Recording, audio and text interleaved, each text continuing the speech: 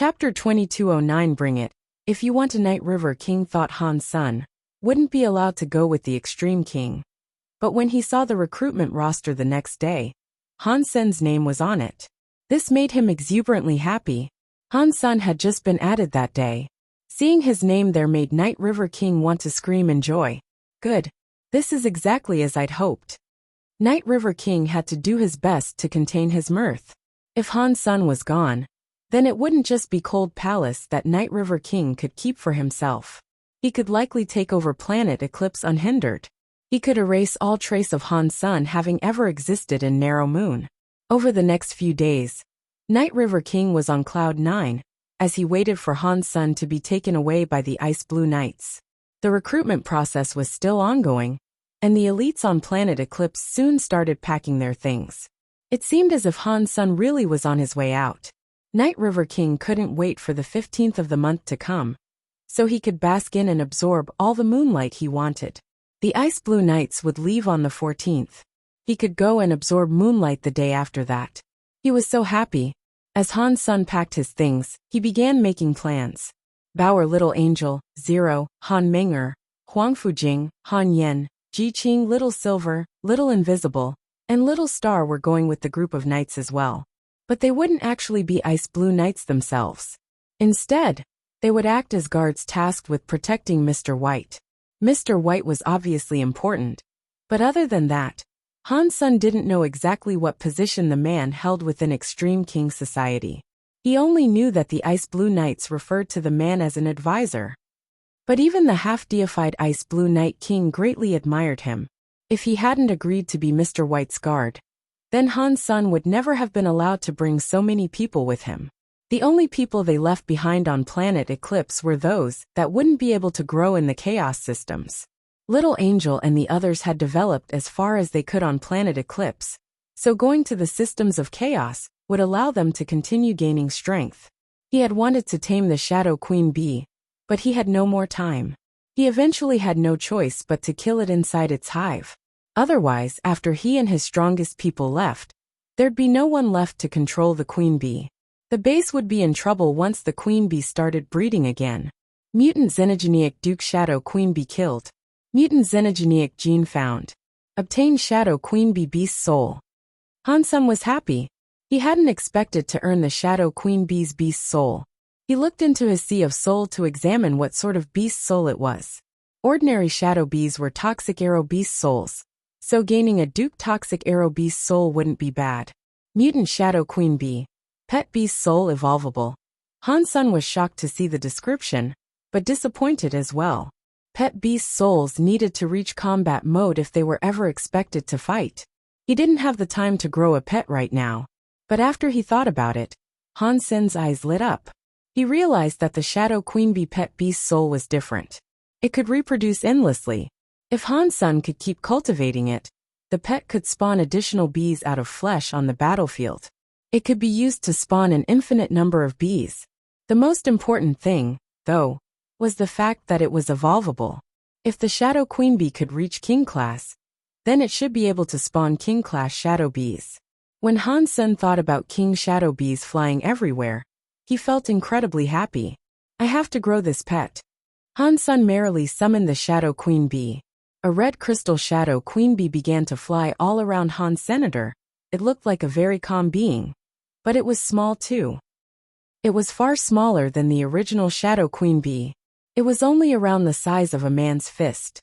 It looked as if it needed to reach battle mode before it would become a proper Queen Bee. Han Sun wasn't a duke yet, so he couldn't consume the Queen Bee's mutant Xenogeniac gene. He would need to hold on to it for a while. Han Sun gave Xie King a ring, and he told his old friend that he was joining the Extreme King. Han Sun also told him that he shouldn't ever go back to Planet Eclipse. After everything was established, the recruitment drive for the Ice Blue Knights was over. Out of the whole of Narrow Moon, only a dozen elites had been selected. They were mostly rebate earls and marquises, with a single duke joining as well. The day that the Ice Blue Knights would be leaving, Han Sun brought his companions to them to enroll.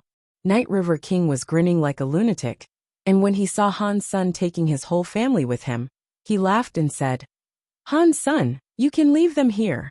I will be delighted to look after your friends and family. Han Sun looked at Night River King and smiled.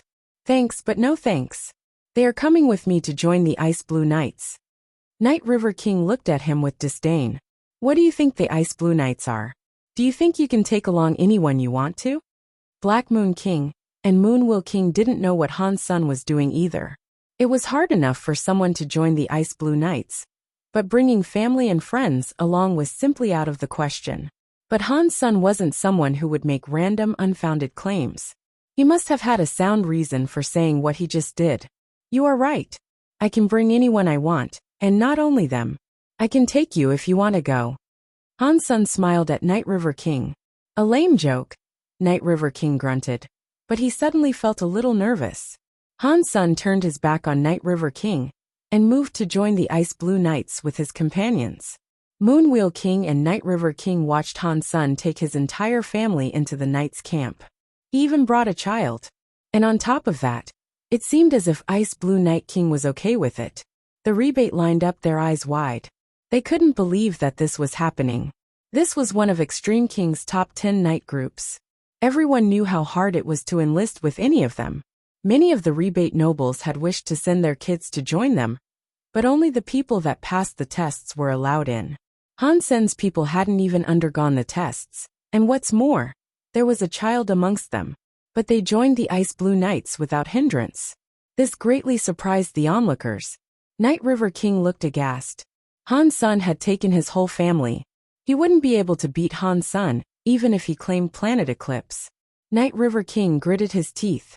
Ice Blue Night King then suddenly said, Night River King, I need people right now.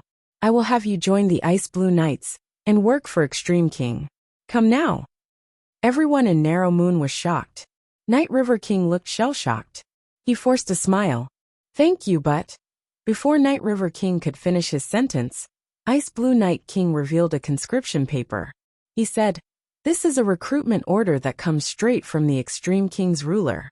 Are you going to go against this decree? I won't. Night River King looked ill. He was as stunned as he was angry. He thought about what Han Sun had said, then turned to look at him. Han Sun was smiling his way. Chapter 22:10 Black Hole Spider inside a ship that was bound for the systems of chaos. Han Sun and Han Yen were engaged in a card game. They had been flying for a long time, and boredom had set in.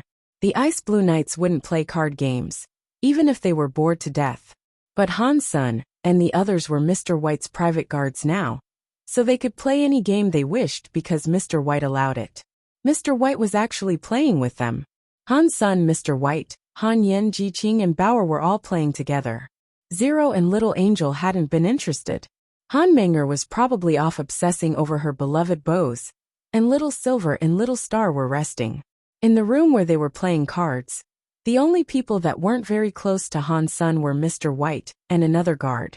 The guard was a man named Crime, who belonged to the lane race. He was 3 meters tall, and his body looked lean and powerful. He had long blonde hair that brushed his shoulders, and his square face was alarmingly serious. His eyes gleamed brightly. His black armor had gold markings, and a gold lion sword was belted to his waist. It looked like a sturdy weapon. He was different from Han. Senator Crime was one of Mr. White's guards as well, but he was a king of the lane. He was a very smart person, and he had a keen insight into things and people. Every time he looked at Han Sun and the others, he couldn't help but frown. A group of marquises and even earls had become Mr. White's guards. It seemed like some sort of bad joke. He didn't think they were worthy, and they would cause nothing but trouble. When they failed, he would have to pick up the slack. But Crime wouldn't voice any of his concerns, because the decision had come directly from Mr. White. He was just going to do his job, and at the same time, keep his eyes trained on the others. Okay, I'm done. This is boring, Han Sun said as he lost again. He stretched long and slow. All the chips on the table were heaped close to Bauer. It looked like she was sitting beside a small mountain. Han Sun owed her a lot of money now. Ji Qing, Han Yen, and Mr. White had lost too, though not as much as Han Sr. Let's play again, Ji Qing said, feeling desperate.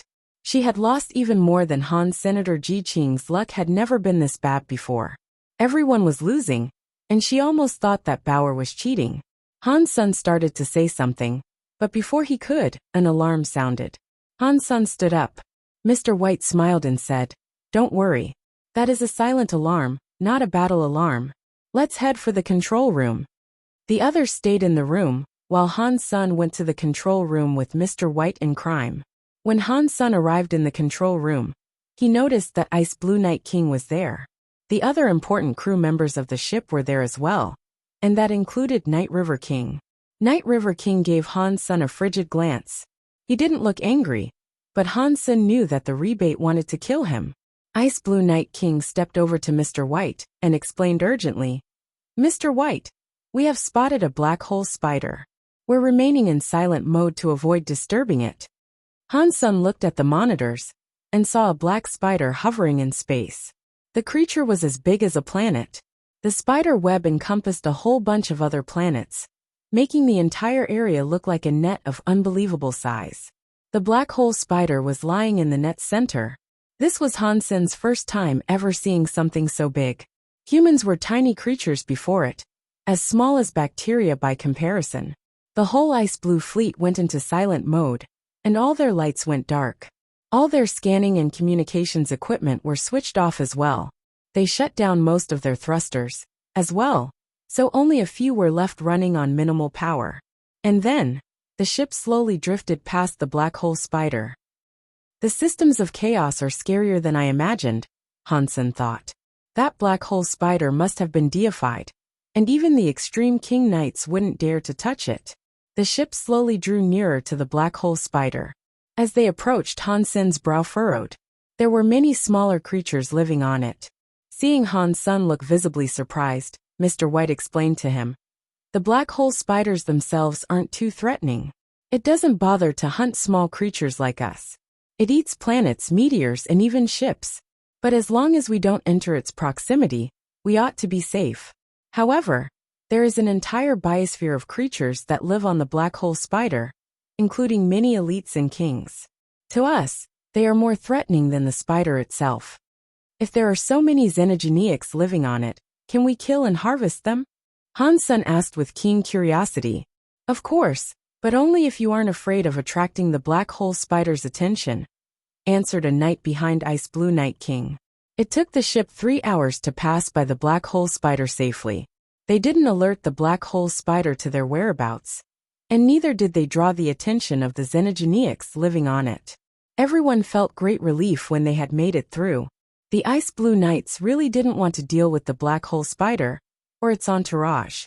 Hansen thought the danger was over, but suddenly, an explosion came from behind them, rocking the entire ship. A loud alarm began to blare. "It's a galactic shrimp. Tell our ships to enter battle formation and prepare for a fight," Ice Blue King commanded. The other ships in the fleet started to fire their weapons at the threat. Lights were flaring everywhere through space as powerful explosions erupted all around them. Han's son could see from the video feed that there was a shoal of what looked like shrimp, only they were glowing blue, and around 10 meters long. They swirled around the ships. They bounced around with small flicks of their bodies. Whenever they moved close enough, the shrimps would become a blue light that pelted the ship. Their hard shells could blow 50-meter-wide holes in the hull of a vessel. There were lots of explosions.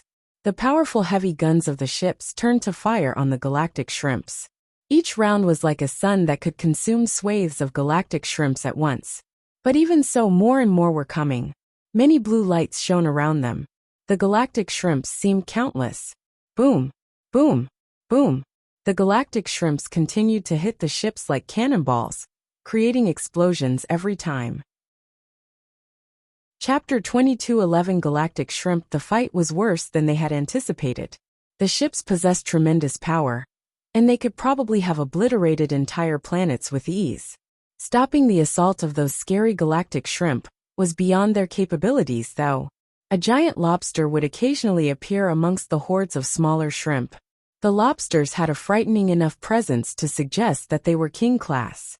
Hansen spotted 2 of the king-class lobsters coming toward them, but the weapons that could destroy planets didn't have enough power to punch through the shells of those lobster kings. The heavy guns spat round after round at the incoming galactic lobsters, But even so, they didn't even slow the monsters down. One of the creatures raised pincers that flashed blue cut off a huge chunk of the ship. Aside from the operator of the ship, every king and duke knight follow me, Ice Blue Knight King said, then jumped out of the ship through a portal. Many of the Ice Blue Knights followed Ice Blue Knight King, and then an ice blue knife light cut a blinding mark right through the fabric of space. Countless galactic shrimp were killed. The group of Ice Blue Knights, including Night River King, moved in front of the ship. They were going to cut a path for the ships to escape through. Night River King hated Han Sun more than ever right then. If it wasn't for Han Sun, he would have been enjoying his life in Narrow Moon as a lofty king. He wouldn't have been doing any fighting. Thinking of this hate, Night River King used his mind to project images of Han Sun onto all of the galactic shrimp near him. And as he lifted two teeth-like moon wheel knives, a black water wheel was sent spinning out to kill many of those galactic shrimp. Boom! The black water wheel hit a lobster's shell, sending a shower of blue sparks into the night sky. In response, the king lobster moved its pincer and sliced the black water wheel in two. Then, it flew towards Night River King like a blue missile. Kill! Kill! Kill! Blood was everywhere. Bits and pieces of bodies were scattered all over the place. The ship was moving slowly under the cover provided by the Ice Blue Knights. But even still, the ship was hit more than a few times. Each whack caused many more explosions. Huge bursts of energy exploded through space in all the colors of the rainbow. Each burst was like a sun, consuming many lives. Han Sun felt a great level of excitement as he watched it all unfold from the comfort of the ship. He thought to himself, "This is what war is really like." "Mr. White, can I join the fight?" Han Sun asked Mr. White. Han Sun didn't kill for the fun of it, but he was watching the galactic shrimp die in droves. He didn't want to miss the spoils. At the very least, the galactic shrimp were marquises, and a great number of them were dukes. And on top of that, there were king-class galactic lobsters. If he could get the final hit on one, he might have the opportunity to claim its beast soul. Crime hadn't yet grown accustomed to Han Sun's strange attitude towards things, and so he coldly said, "You are Mr. White's personal guard. Your task is to protect him. You are just a marquise, and if you go out there, you will only cause trouble." Mr. White smiled and said, "Han Sun might be here bearing that title, yes, but he isn't solely a guard. If he wants to go out there, he has my permission. But if you do go, please be careful and perform your best." "Thank you, sir. You guys protect Mr. White in the meantime." Han Sun directed the command at Zero and Little Angel. Without saying another word, Han Sun exited the ship. In his heart he shouted, "Beast Soul baby, Big Brother is on his way." Han Sun summoned his dragon wings on his back and ears. His body was petrified through the Dongxian aura. He scanned the entire fight, then flew towards Ice Blue Knight King. Han Sun didn't think he could fend off a swathe of galactic shrimp by himself, and so he knew he would have to stay next to Ice Blue Knight King to take advantage of the best opportunities. He was going to attack the injured galactic shrimp, and by finishing them off, he hoped that he'd receive a goodie or two. Amidst that messy fight, Han Sun employed the Dongxian Sutra, Heavenly Go, and Under the Sky knife skills liberally. They made for a useful trio in that scenario. They enabled him to see through the weave of the fight. They also allowed him to identify the safest spots to occupy in the middle of the battlefield. That way, he wouldn't be in too much danger. Crime was very surprised when Mr. White allowed Han Sun to exit the ship and join in the fight. Marquises were just backup for the Ice Blue Knights usually. If nothing out of the ordinary was happening, they wouldn't be allowed to join any fights that came up. A proper Ice Blue Knight was required to be a duke. But Han Sun was having good luck. After getting to Ice Blue Knight King safely, Han Sun killed a shrimp that had slipped behind them without getting attacked. As he went, Han Sun kept trying to predict how the battle would unfold. He readied himself to rack up some kills. Xenogeniac Marquise Galactic Shrimp killed. Xenogeniac Gene found. Han Sun slashed and killed a galactic shrimp. The blue fluorescent blood sprayed all over him. In no time at all, he had managed to kill 30 of them. Not a single one had given him a beast soul though. He didn't have the time to pick up the xenogeniac genes either. He had to keep going, killing as he went. There were too many galactic shrimp, and Han Sun had to keep teleporting to reorient himself and fix his location. He moved continually between safe spots to give himself some breathing room. But staying away from the bulk of the galactic shrimp required him to kill a fair number of them too. Ice Blue Night King's fight was too dangerous to get very close to. From what Han Sun could see, he saw Ice Blue Night King slay a king-class galactic lobster in a flash. Han Sun was unable to get there in time, which made him feel depressed. Han Sun kept fighting and looking around as he went. He found Night River King engaged with a king-class galactic lobster. Their fight was a nasty one for sure. Night River King held 2 knives as he used the Night River Beast's special techniques against the lobster. They ground the lobster's shell open, revealing the blue meat on the inside. It looked as if the king-class galactic lobster wasn't strong enough to repel him. Han Sun kept fighting, and as he did, he approached Night River King. Night River King is evil. This old man is fighting the king-class galactic lobster, but he stays someplace safe where he won't be attacked by shrimp. It looks like he's decided that fighting the lobsters, while dangerous, is a safer bet than tangling with all the shrimp. But because of that, he has given me a chance. Han Sun slowly drew closer to Night River King. This was no time to attack Night River King. If the Ice Blue Knights found out what he had done, it would be labeled a crime. Han Sun's target was the galactic lobster that was engaged with Night River King. He wanted to take advantage of its distraction and injuries. The guns fired their energy bolts, resulting in an array of explosions erupting all over the place. The capital ship looked like it was in the middle of a rainbow, and beneath those colors was the unchecked carnage of battle. Countless lives were being consumed. It really wasn't fair. Chapter 22:12 Mutant Galactic Shrimp. Night River King's power wasn't impressive when compared to other kings. That skill he was using now was very powerful though. As he fought, even the king-class galactic lobsters were hurt by the attacks he hurled. Sections of their shells were shattered by the force, and the revealed flesh began to rot away immediately. Night River King sure has some skill, Han Sun thought to himself. He kept moving around the battlefield, waiting for his best chance to strike. Due to Night River King not having explosive powers, Han Sun had every chance to secure a final hit if he got the timing right. If Han Sun had been following around another king, one that had explosive powers, he wouldn't have stood a chance. Explosive attacks of king level would tear the lobster apart too quickly for Han Sun to slip in a final blow. Xenogenic Marquis Galactic Shrimp killed. Xenogenic gene found. Obtain Galactic Shrimp Beast Soul. Han Sun was relieved to have finally gotten a beast soul. After killing so many galactic shrimps, at least one was willing to yield me something. Han Sun didn't have the time to inspect the beast soul at that moment though. He had to focus his attention on the fight. He didn't want to stumble into danger while he was distracted. He didn't want to make use of his demon bug by Sema unless it was necessary. His ghost teeth knife was glowing a dark shade of purple. Its knife airs, when unleashed, killed large numbers of galactic shrimp. There were hordes of xenogenics occupying that parcel of space, though, so he wouldn't be able to kill them all. While Han Sun watched things unfold, a Duke-class Ice Blue Knight was fighting a galactic shrimp. That galactic shrimp looked a little stranger than the usual variety. It definitely wasn't a king-class galactic lobster, but it was bigger than a normal galactic shrimp, and it had a translucent blue body. That soft blue glowed with the light of stars. A mutant xenogeniac? Han Sun immediately focused on that fight. The Ice Blue Knight was strong.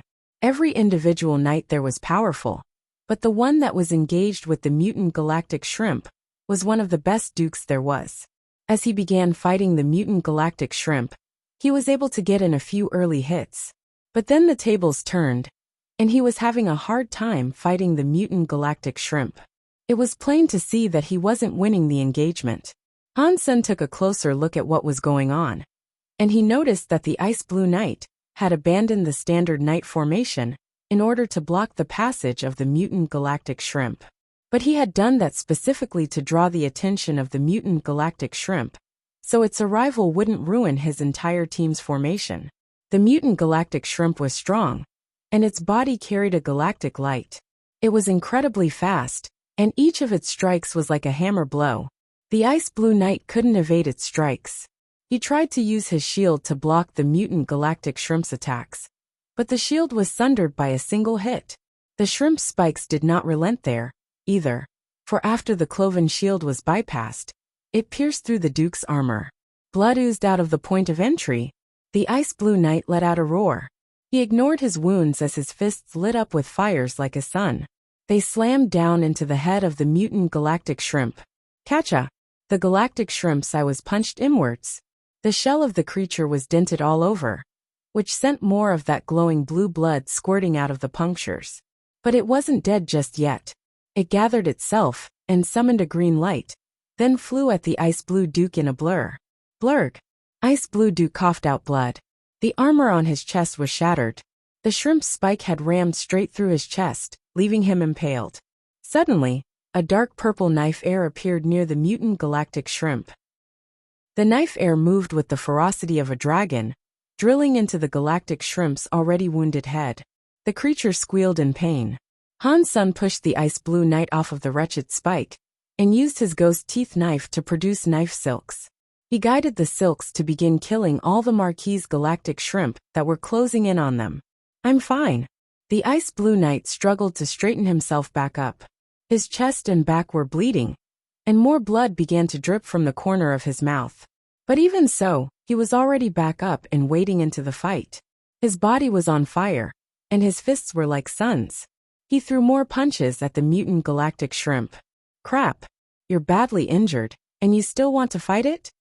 Han Sen didn't dare slow down as he mused, though. He kept swinging his ghost teeth knife, determined to get the last hit no matter what. That Ice Blue Knight looked like a red bear. He was 3 meters tall, and he possessed a disturbing amount of strength. The power he summoned looked like a raging fire, and each punch was like an entire sun exploding. His attacks really did leave Han Sen speechless. If he hadn't punched open the mutant galactic shrimp's shell already, Han Sen wouldn't have been able to pierce through it like he had. The fiery Ice Blue Knight was back to fighting the mutant galactic shrimp though. Han Sen was fast, and he kept circling and attacking at the same time. He could slow their foe down, and make the Ice Blue Knight's fight a bit easier for him. Pang! Pang! Han Sen hovered in the air, casting his petrification shockwave. It petrified all the lesser galactic shrimp in the area, but it didn't do very much to the mutant one. The attempted petrification only slowed it down a bit. Han Sen was clutching his ghost teeth knife, and he summoned his spell rocket launcher. He fired a rocket that hit the mutant galactic shrimp, resulting in a mushroom cloud explosion. The galactic shrimp was marked with the symbol of a turtle too. That definitely slowed the beast down. But in that universe, turtle didn't do much to a creature that was flying. Even so, Han Sen's petrification and turtle rocket attacks made the fight a lot easier for the Duke. The Ice Blue Knight was no longer struggling beneath the pressure as he had been earlier, and that was because the mutant galactic shrimp had become discernibly slower. The fiery Ice Blue Knight roared, and threw another punch, which hit the creature's largest wound like an atom bomb. It blew half of the mutant galactic shrimp's head clean off. The blue flesh below was scorched and smoldering with a red, ravaging flame. Please don't die. Save your last breath for me, Han Sen prayed. He was afraid that the Ice Blue Knight would finish the shrimp off. He flew forward, intentionally crossing the Ice Blue Knight's path to block him. Then he fired a rocket at the mutant galactic shrimp. It carried the Break 6 Sky's powers, delivering them directly to the exposed brain of the severely wounded head. The rocket exploded and dealt heavy damage to the foe. But the next second, the mutant galactic shrimp glowed green. Its body began to swell, expanding like a supernova. Its green light covered everything within a radius of 1 mile, and destroyed everything within that distance. Fortunately, Han Sen and the Ice Blue Knight were far away from that self-exploding mutant galactic shrimp. They had fled as quickly as they could, and thereby avoided the harm dealt by that explosion. Mutant Xenogenic Duke Galactic Shrimp killed. An announcement played inside Han Sen's head, but he earned no beast soul, and after the mutant galactic shrimp exploded, no gene remained for the taking. That made Han Sen quite depressed. Thank you, brother, the flaming Duke shouted at Han Senator. He then raced back towards the other knights to continue their battle against the hordes of galactic shrimp. As Han Sen hovered in surprise, he realized what had happened. Han Sen had wanted to steal the kill, which was why he had swooped down in front of the Duke. The Ice Blue Knight misunderstood, however, and he thought Han Sen knew the galactic shrimp would explode. That was why the knight had thanked him for his courageous action, when Han Sen was really just attempting to kill Steel. That was just a misunderstanding. Han Sen bore a wry smile, but no one there knew of the existence of beast souls. And as a result, no one could have guessed his motivation. Han Sen didn't plan on explaining it though. He didn't have the time to do so, even if he had wanted to. Endless hordes of galactic shrimp were still charging, and Han Sen was in the middle of that awful fight. As Han Sen began attacking, he heard a shout from that same fiery Ice Blue Knight. "Brother, send a rocket at these ones." Han Sen saw many Duke galactic shrimp moving to attack the knights' tight formation. The formation was already struggling, as many of the knights were injured. Han Sen knew what the Duke meant by the call though. Han Sen flapped his wings and cast a break space flash to get closer to them. And then he fired a rocket at the Duke galactic shrimp. Pang! A mushroom cloud exploded in the midst of the seafood swarm. It wasn't powerful enough to break the hard shells of the shrimp, but the turtle spell did an excellent job of slowing them down to a crawl. The Ice Blue Knights felt a major sense of relief.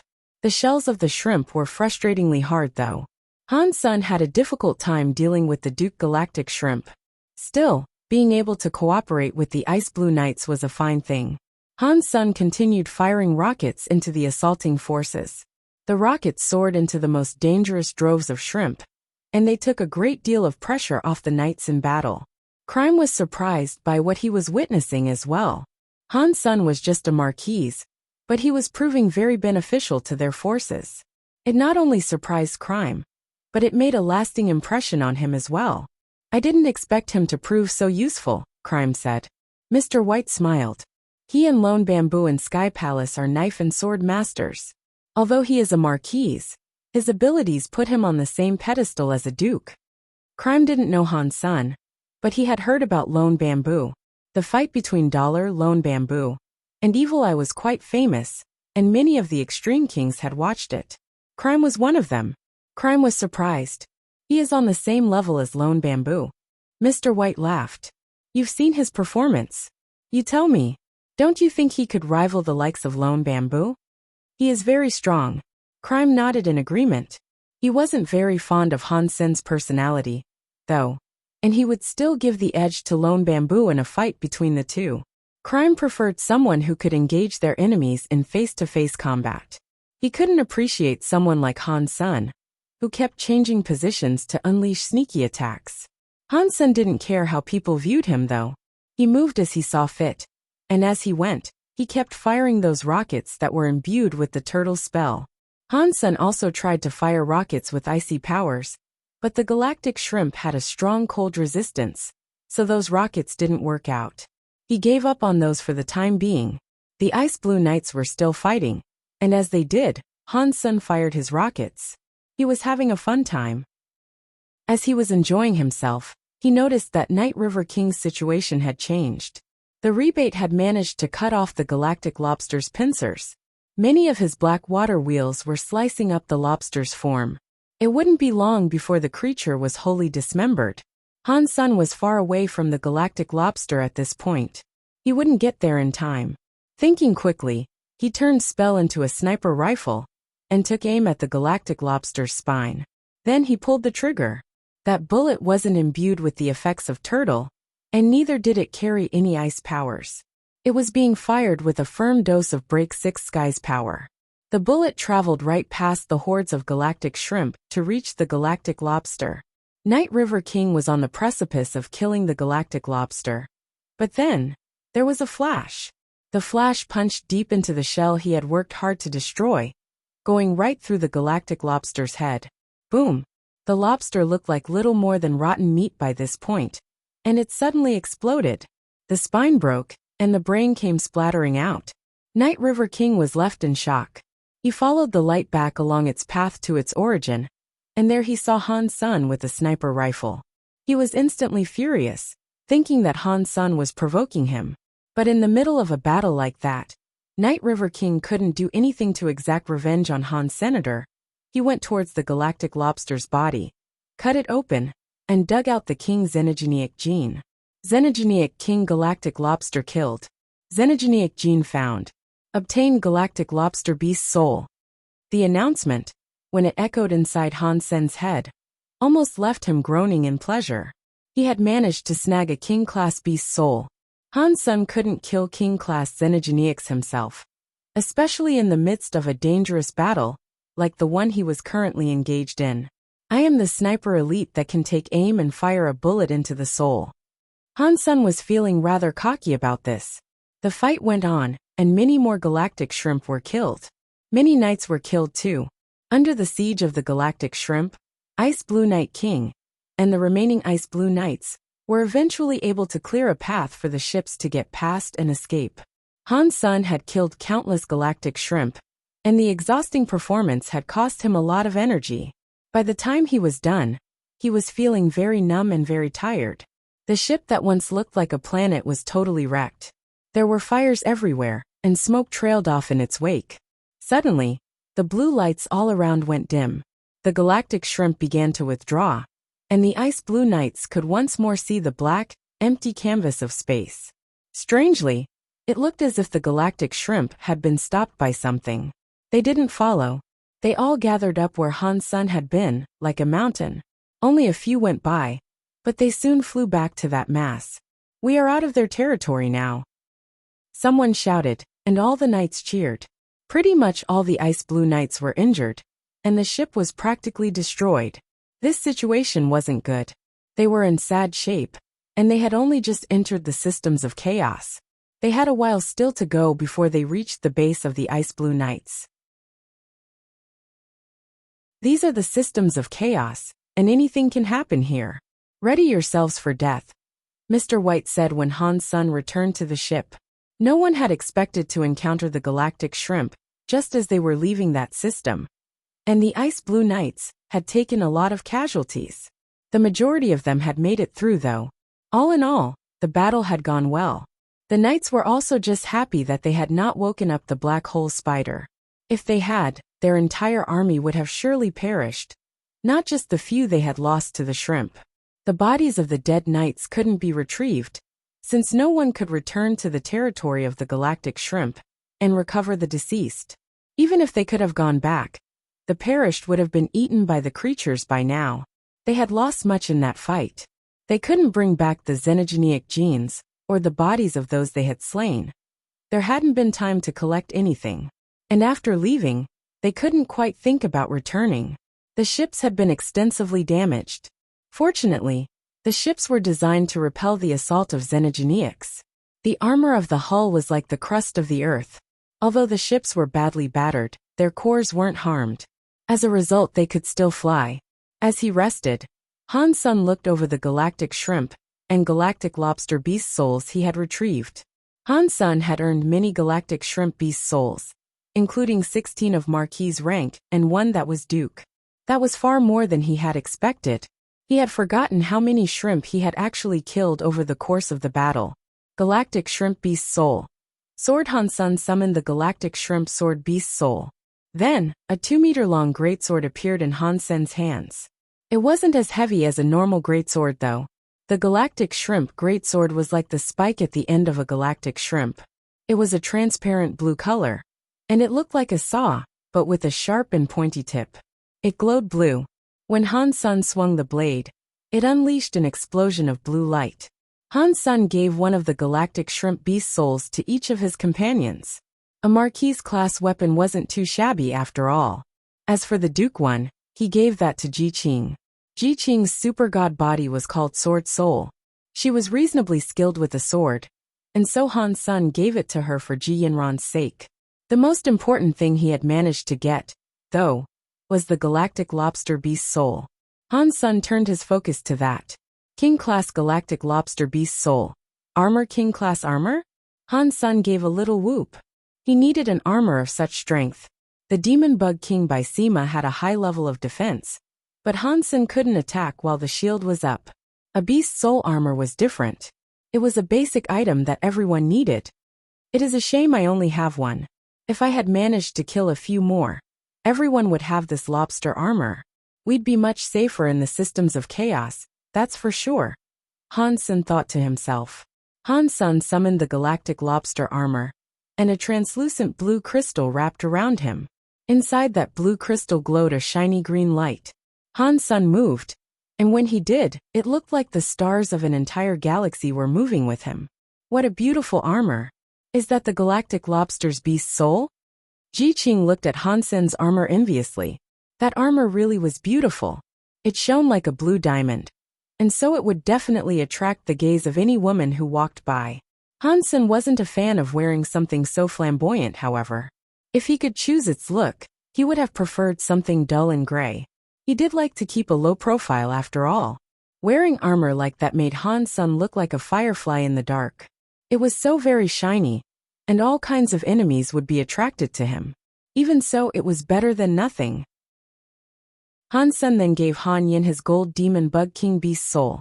Han Yin could now explore alone, without needing to keep little angel next to her.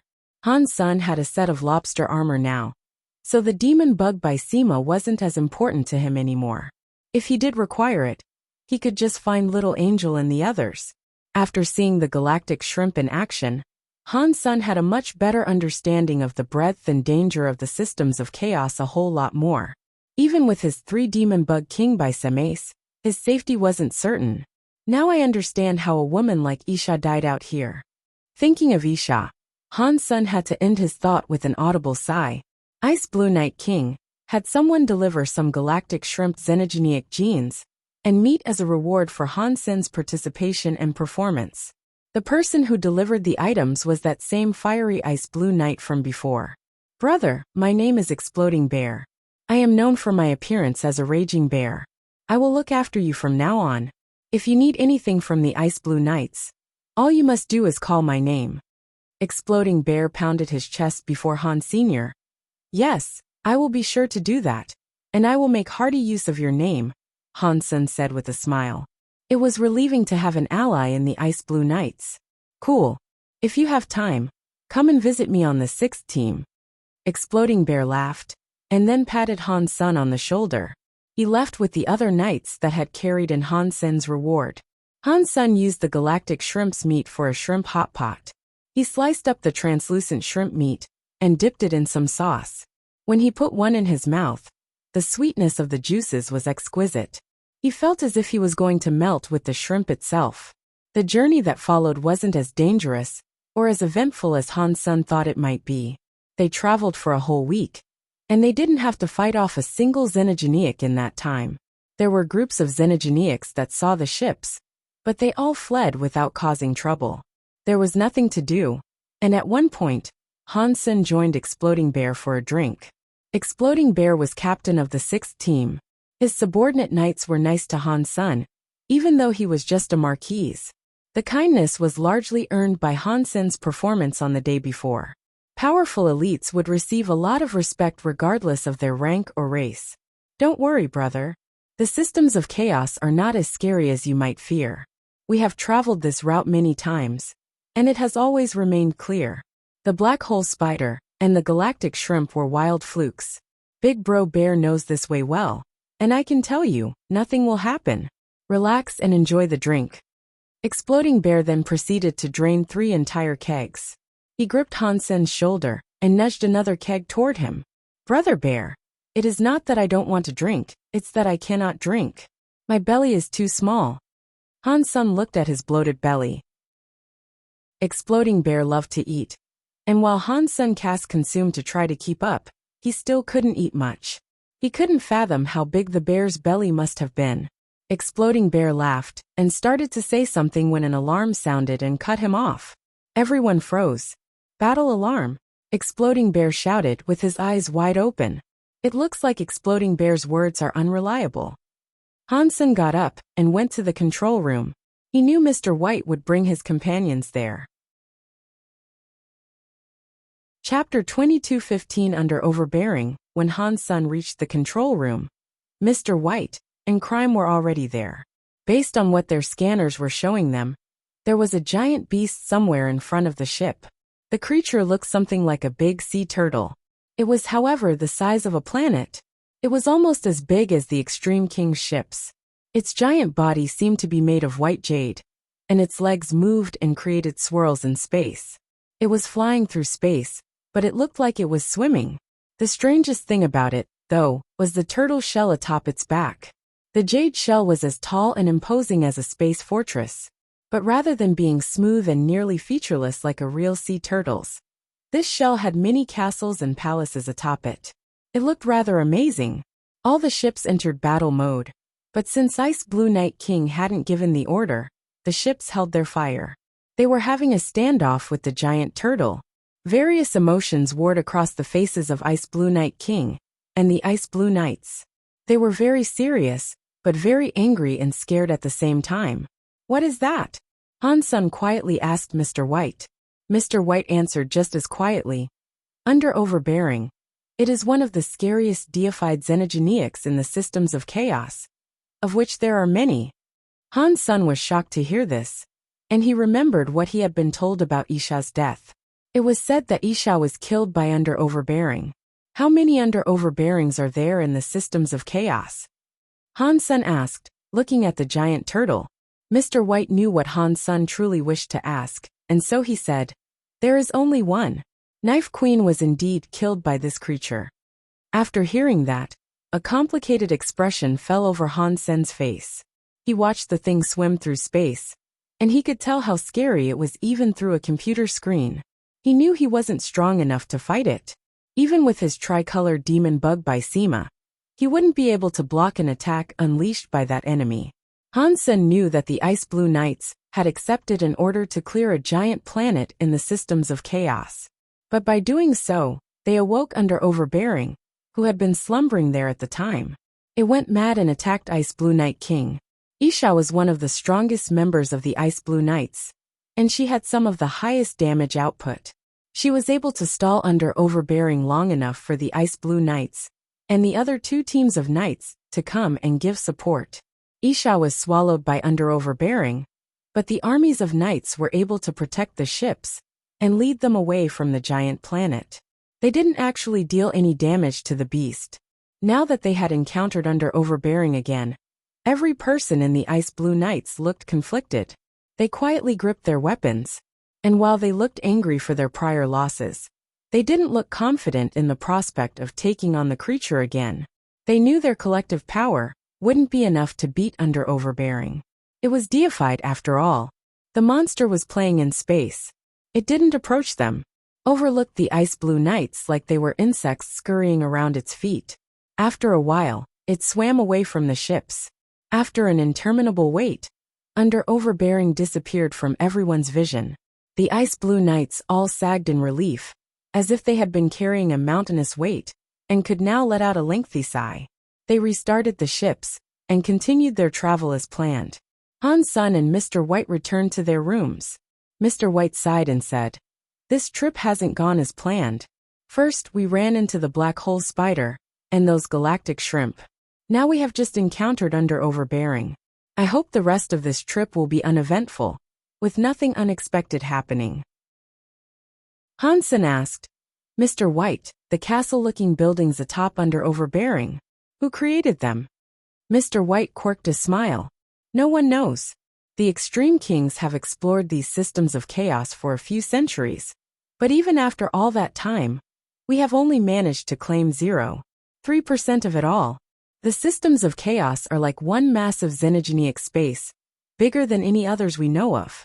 Only Sacred could compare to this place. It is a super xenogeneic space in a sense." After pausing, Mr. White continued his explanation. "From what I know, over the past few centuries, there have only been 11 encounters with under overbearing. The very first sighting of the beast was 200 years ago. Even back then it looked like it does now, with castles already built atop it. No one knows where the castles and palaces came from. While we have spotted it many times, no one has ever seen any evidence of creatures living in those constructs. It is truly a mystery." The Ice Blue Knights were on edge for the rest of the trip. Too many incidents had occurred during their travel, and so everyone was feeling rather tense. Luckily, no more terrible monsters crossed their path. The ship eventually made it to the Ice Blue Knight's base in the Systems of Chaos. It wasn't a particularly big system, but the Extreme King had a firm foothold there. There were 10 teams of knights, and 4 of them were located in the Systems of Chaos. One team of knights had claimed 2 other systems, and the other 3 had taken 1 each. The Ice Blue Knights owned this system in particular. They used the team's name when naming the locale, and so it had come to be known as Ice Blue System. The Ice Blue System had 6 planets. The largest of the planets was massive. A giant ship like the Ice Blue ship was just a mountain before it. The base of the Ice Blue Knights was on that planet. While the Knights had claimed the place, only 30% of it had actually been developed. There was still much of its surface that had yet to be explored. They named it Planet Ice Blue. When they landed, Han Sun immediately noticed that the base had been constructed out of ocean stone. He was impressed by how much money the Extreme Kings must have spent on it.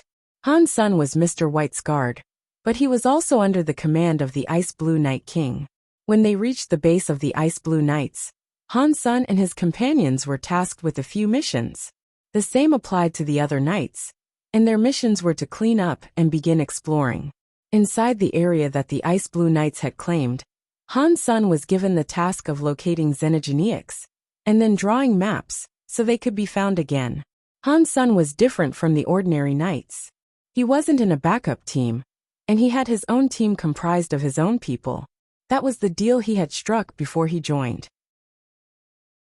If he had joined the Ice Blue Knights the usual way, Han Menger and the others would likely have been scattered across the different teams, and Han Sun wouldn't have had any way to keep them close. Now that Han Sun worked for Mr. White, Ice Blue Knight King couldn't split them up.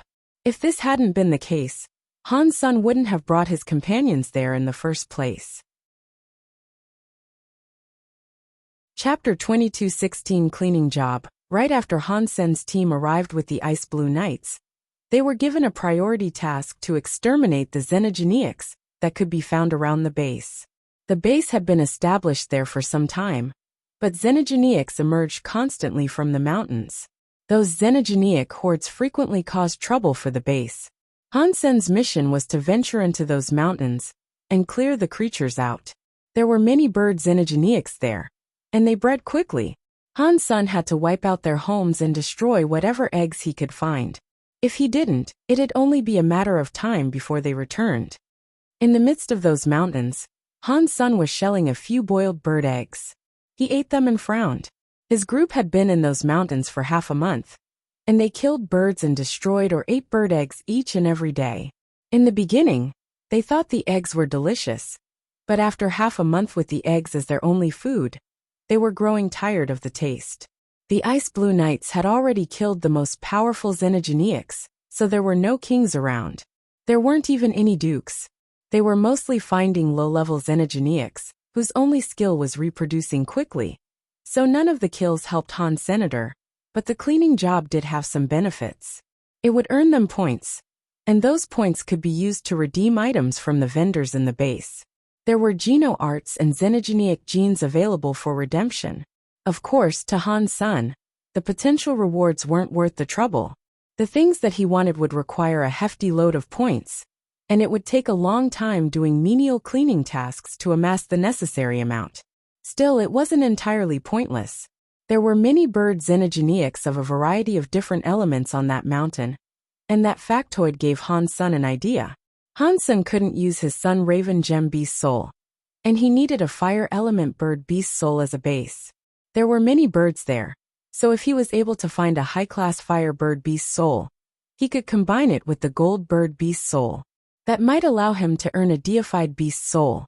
King-class beast souls could survive the merging process with a high success rate, but it would be difficult for Han Sun to kill a king-class xenogeneic at his current level of strength. And since it would be hard to find one too, he'd settle for locating a duke.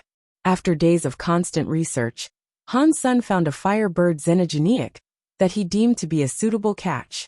The Ice Blue Knights had a map that marked territories that were known to be particularly dangerous.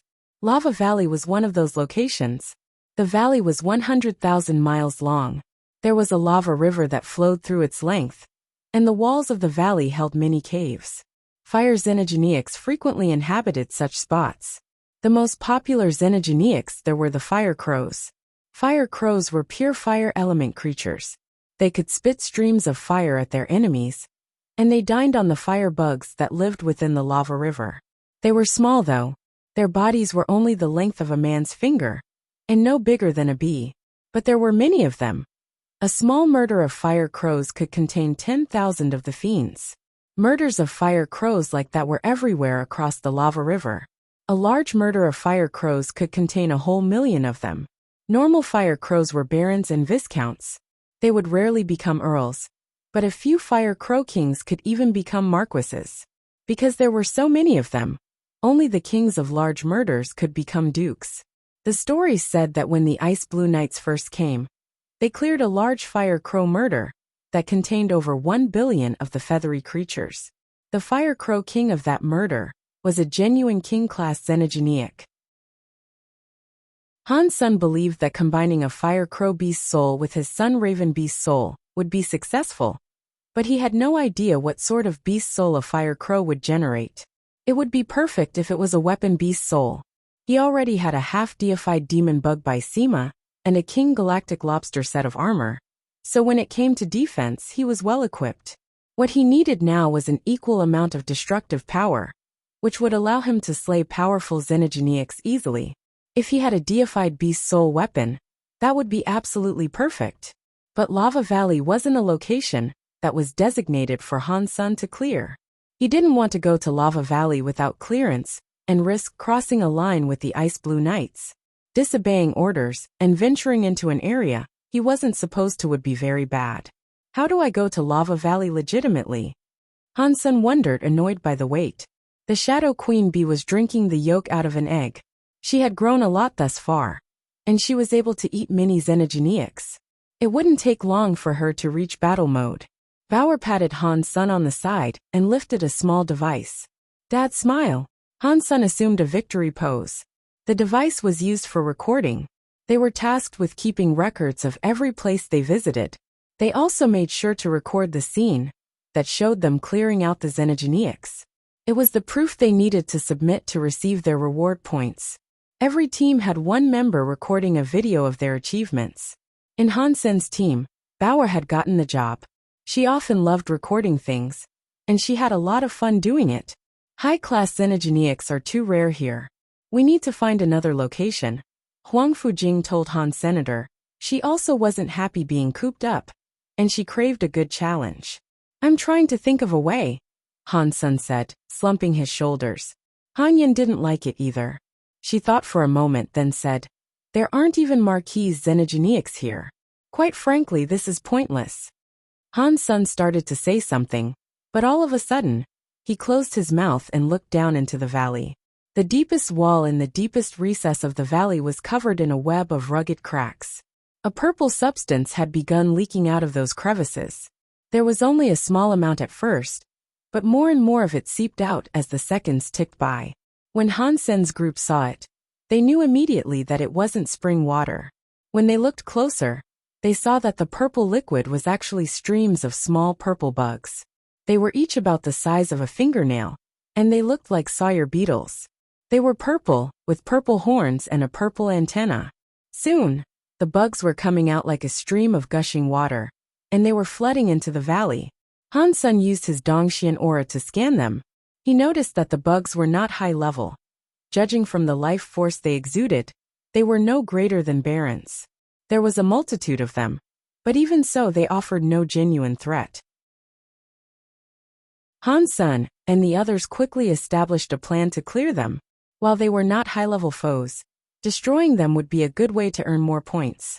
If they wanted to come crawling out in search of death, Han's son wouldn't go easy on them. But instead of attacking Hansen's group, the bugs streamed around them and left the valley as quickly as possible. They showed no interest in attacking anyone. Seeing bugs behave like that, it was fair to assume they were running away from something. Chapter 22:17 Ruin. After watching so many insects flee the valley, Han Sen and the others were drawn by curiosity to look back at the crevice. As they watched, a hand emerged. The crevice was very small, so it would be very difficult for any being to push a hand through it. But whoever or whatever it was seemed to be unable to get out. After failing to push its way out, the hand withdrew, and an eye appeared in the crevice. When it saw Han Sen and his people, the eye retreated and vanished. "Is that a Xenogeniac or a member of the Ice Blue Knights?" Ji Qing asked. The presence of the being had struck them all as being very odd. The bugs must have been afraid of whatever it was, and that was why they had all rushed out of the crevice. The bugs weren't aggressive, and it didn't even look as if they ate meat. "Let's dig into the wall a little and see what's there." Han Sen was curious, so he moved over to the wall and pulled out his ghost teeth knife. He slashed at the crack in the stone to make it wider. The rock was fairly sturdy, but it was only an inch thick. Beyond it was a hollow of sorts. Han Sen dug out an entrance so that his people could walk into the place. The interior of the cave was fairly large. An entire wagon would be able to fit inside comfortably. The cave wasn't man-made though. It seemed to be a natural formation. There were many stalactites, and there were many of those purple bugs scrambling across the walls and floor of the cave. Something must have bumbled through the cave and alerted the bugs. "You guys wait here. I am going to go take a look," Han Sen said, directing his speech at Huang Fujing. "Let's take a look together," Ji Qing said with a blink. "Big brother, let us go in together. The demon bug by Semace are with us, so we ought to be just fine." Han Yin was looking into the cave excitedly. Han Sen didn't object because when the hand had revealed itself earlier, he quickly scanned it with his Dongxian aura. Whatever it wasn't strong. The being the hand belonged to couldn't be any greater than a duke. Han Sen and his people entered the cave, and Han Yin gleefully moved up front to lead the expedition into the subterranean dwelling. There were vast numbers of the bugs all around, and they looked to have scattered when they were approached by that thing earlier. It was easy to see from the movement of the bugs where the creature they were following had gone. They traveled fast through the cave, and they saw many more of the bugs running everywhere as they moved. There were many paths to take, and the structure and complexity of the labyrinth were by no means easy to navigate. They followed the trail into an even bigger cave, where there was a complete absence of those purple bugs. Strangely, there was no other road to take, and that cave only seemed to be home to black vines and mushrooms. With firm walls composing the rest of the chamber, there didn't appear to be any other way they could go, other than the tunnel by which they had entered. Weird. It should be here. Where has it gone?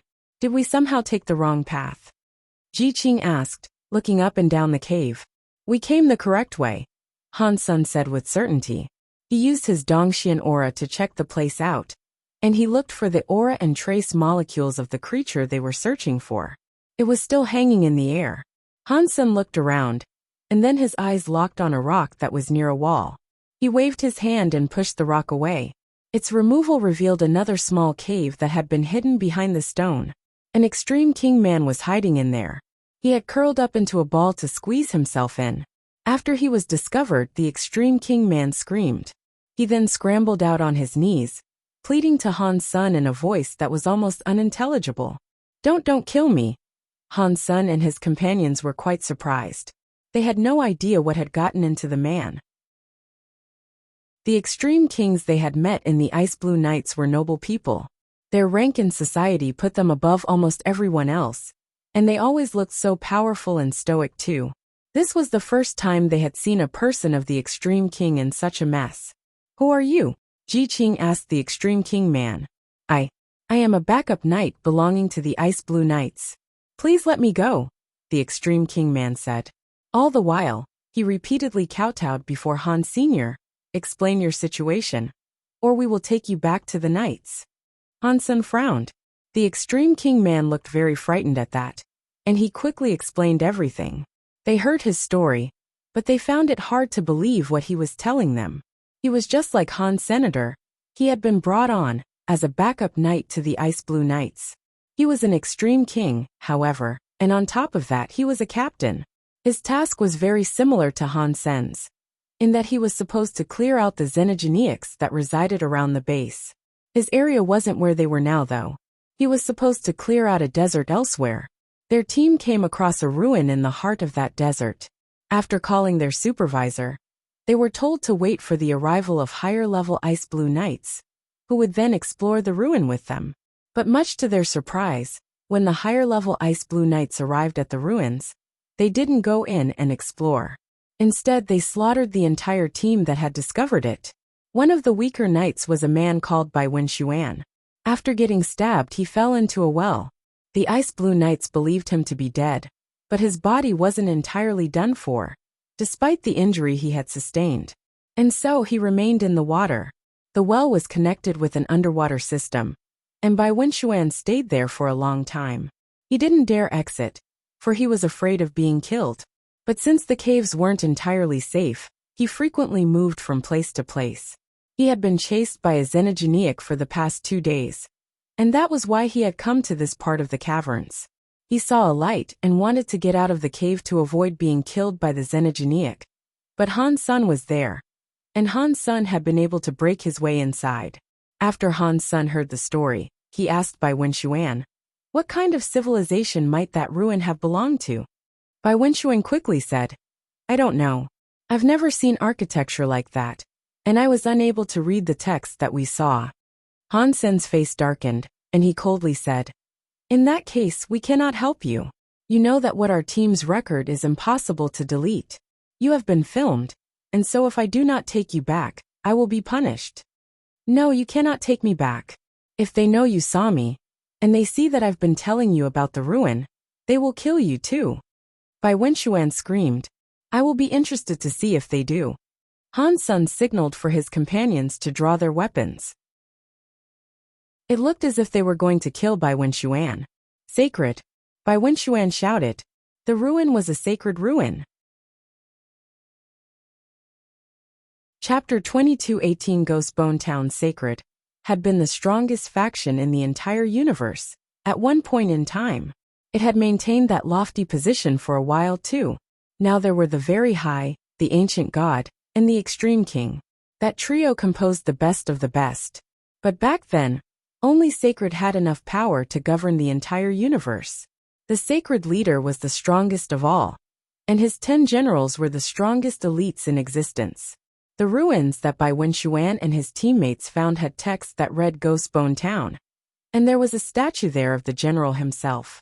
They assumed, reasonably enough, that the town had belonged to General Ghostbone. Did General Ghostbone leave this ruin behind? Even if he did, there was no reason for the Ice Blue Knights to kill you. Who led the Ice Blue Knights back then? Han Sun asked, while Bauer stopped filming Bai Wenxuan. Han Sun had spent some time investigating Sacred after the incident with the Purple Eye Butterfly, but the events had taken place too long ago, and much of what happened was erased or lost to the annals of time. There wasn't much about them left to learn. The pieces of information Han Sun had discovered were either unhelpful generalizations or seemingly unbelievable legends, the credibility of which he couldn't entirely rely on. General Ghostbone was one of the 10 generals of Sacred. Han Sun knew that he had been very fond of killing. He was the captain of Sacred's Sacred Blood Army. He led his Sacred Blood Army to kill everything and everyone, and over the course of time, he racked up a kill count of many billions. Merely mentioning his name was enough to strike fear into the hearts of the residents of the Geno universe back then. Just like the other generals, though, General Ghostbone disappeared after the fall of Sacred. It was unknown whether he died or became something similar to Purple Eye Butterfly. But Han Sun didn't believe the Ice Blue Knights would kill the backup knights just because they had stumbled across an old relic that was associated with General Ghostbone. If they had already explored the ruins and perhaps found something, it might make sense to kill them then. But they had just arrived before the complex of ruins. They hadn't explored the place yet, so killing them made little sense. Han Sun settled on 2 possible explanations for this. The first possibility was that Bai Wenxuan was lying. The other possibility was that the man's team didn't need to explore any further, as they had actually already found something they shouldn't have.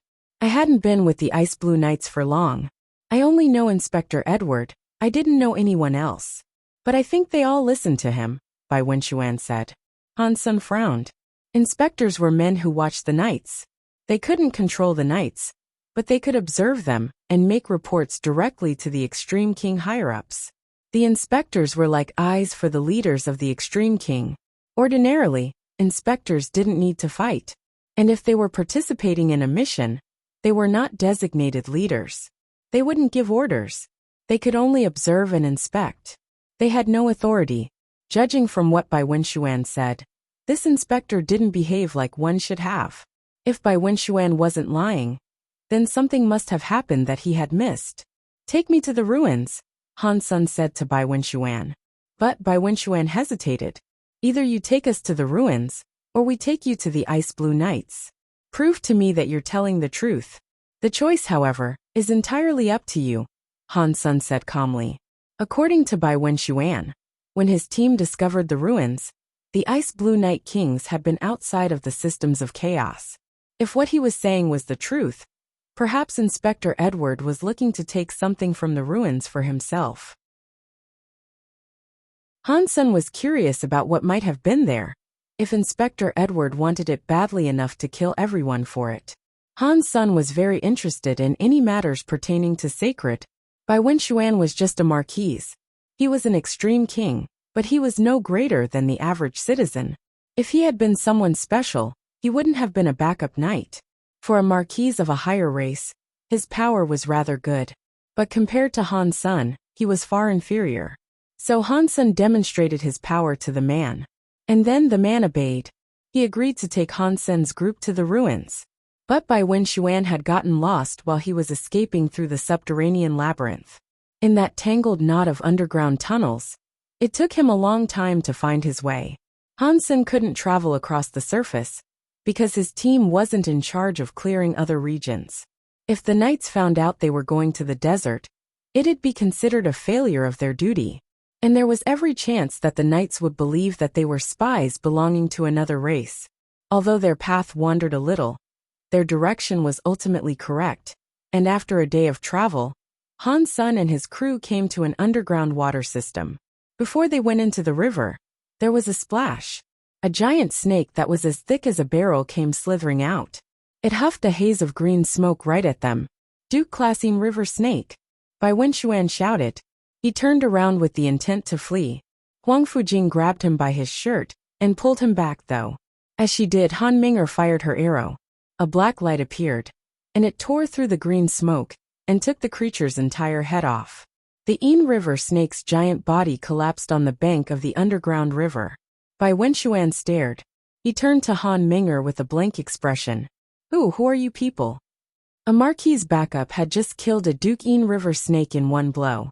People like that were supposed to be fully fledged members of the Knights. Plus, Han Sun was saying he wanted to go to the ruins. Surely they couldn't have been backup knights. "Do you know Mr. White?" Han Sun asked with a squint of his eyes. "You mean Advisor White? You are acquainted with Advisor White?" Bai Wenxuan looked surprisingly happy. "Look, you might have a chance to live here. Taking you back to the Extreme Kings won't be difficult." Han Sun pretended to be mysterious. He patted the man's shoulders and then stopped talking. Bai Wenxuan knew now that Han Sun and his people belonged to Mr. White in some capacity, and that helped boost his confidence and desire to help. There were many underwater xenogenics they encountered, but none of them were king class. They were mostly either marquises or dukes. Han Ming'er was able to kill every one before anyone else had a chance to. "I remember this place. Turn at this stone, and we will be close to the pool. Swim down that pool, and there will be a path that leads us to the well." Bai Wenxuan pointed at a strange rock as he spoke. Not long after, Han Sun came across the pool that the man had mentioned. Han Sun led the way, and then, everyone dove in to reach the underwater passage. Shortly after, Han Sun's head broke the water's surface inside a well. He hid there but sneakily had a look around. He looked quite surprised by what he saw. A 9-life cat? Han Sun was very surprised. He hadn't expected to find a statue of the 9-life cat there as well. Chapter 22:19 Strange Stone Hall. The small city was shaped into a simple square. The well was at the center of the city's plaza, and at the end of every long street radiating out from the city center. The city's walls were visible at the far ends. Behind the plaza was a stone palace, and on both sides of the gates stood stone statues. On the left side was a 9-life cat statue. Aside from it being bigger than an actual 9-life cat, it looked exactly the same in all its features. It even gave off an identical feeling.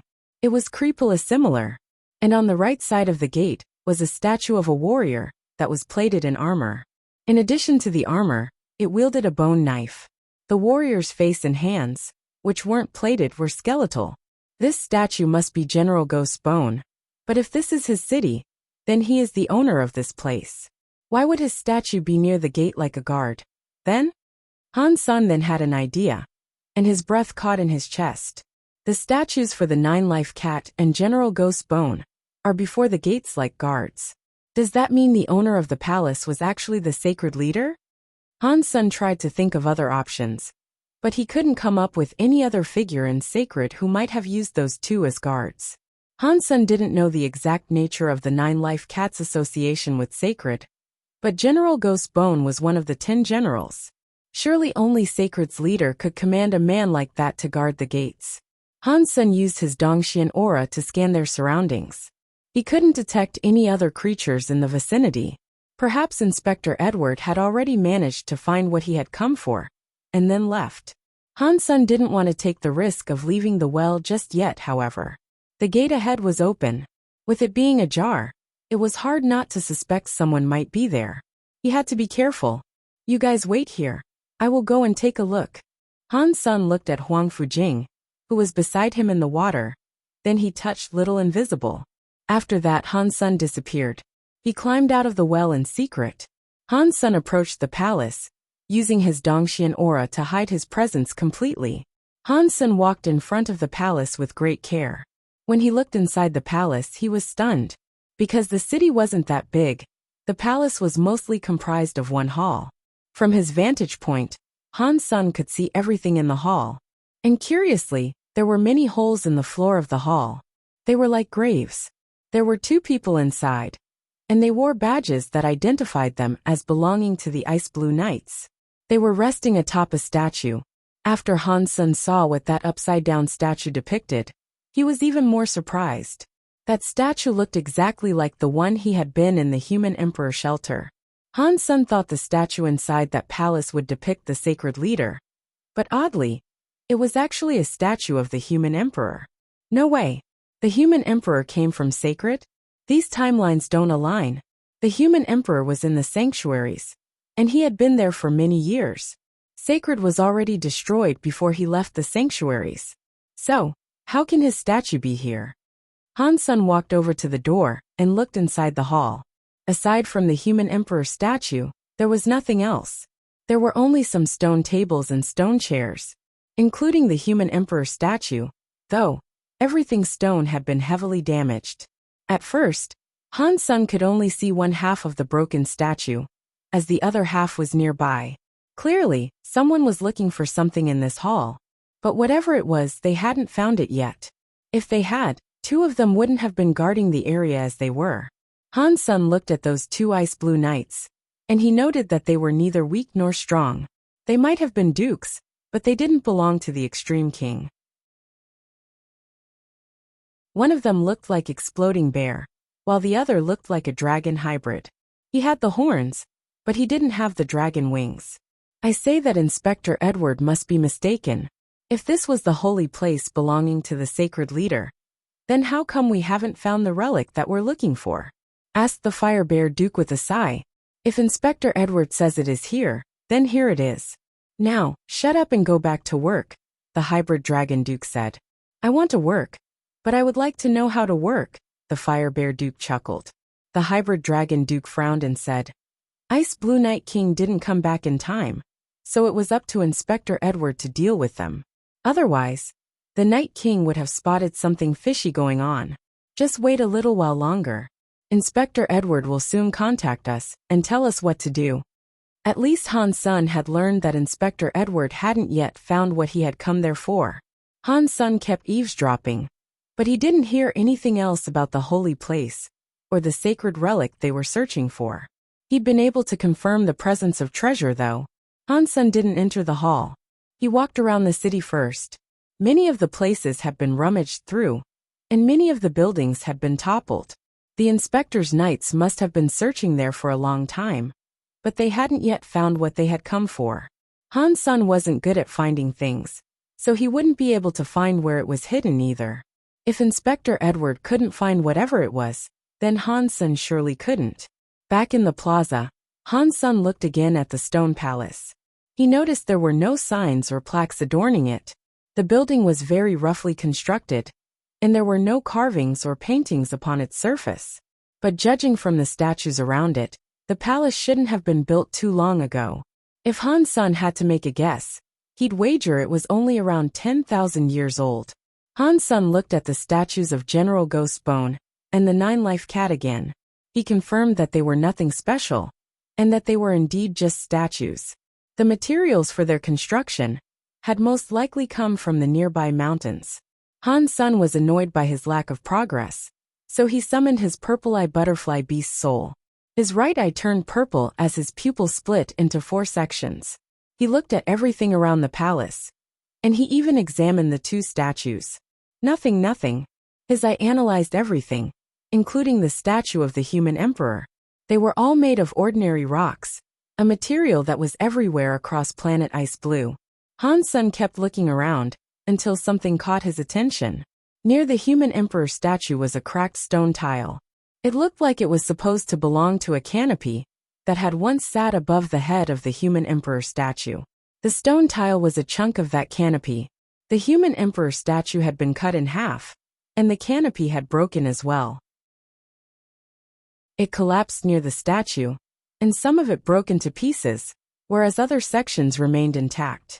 When Han Sen scanned over the rubble, he saw that most of the stone fragments were ordinary chunks of rock. They were nothing special, but Han Sen's eye couldn't analyze one of the stones. Han Sen's eye was using a deified beast soul. If that deified power couldn't analyze a piece of rock, then that was an anomaly that Han Sen found very, very interesting. Chapter 22:20 Stealing the stone slab. That stone tile was lying amidst the rubble, and in order to pull it out, Han Sen would have to remove the cluster of rocks that buried it. Unfortunately, the 2 dukes were still present. It'd be impossible to retrieve the stone without disturbing them. Han Sen tried to think of a way that he could grab the stone tile without drawing their attention. Killing the 2 dukes wouldn't be difficult for Han Sen, but if he wasted them, it'd alert Edward that someone had found the ruins. It would prompt the inspector to investigate, at the very least. After all, the only non-xenogeneic residents of that planet were the Ice Blue Knights. Edward's target would be someone from the base. Han Sen's best bet was to steal the stone tile while avoiding drawing the guard's notice. It would save him a lot of trouble. But that fire bear and hybrid dragon maintained their position atop the statue. They were facing the direction of the tile, and so taking it would be impossible for now. After thinking for a while, Han Sen abandoned the stone hall. He looked around the city and realized that he was currently in a desert with no creatures. There were no xenogeneics for Han Sen to lure their way. After a while, Han Sen returned to the well and summoned Little Star. He put Little Invisible on Little Star's back, then asked the hidden Little Star to steal the tile. Little Star could fetch things and move them through solid materials. He could just grab the stone tile through the rubble without attracting any attention. Han Sen only had to distract the 2 dukes long enough for Little Star to make the tile disappear. That way, there would be no trace left behind, as the rest of the stones wouldn't have been moved. After Little Star entered, he phased into the pile of stone rubble, and while the 2 dukes were looking away, he swallowed the stone tile and slipped away with it. Nice job! Little Star and Little Invisible brought the stone tile back to him, and their success made Han Sen very happy.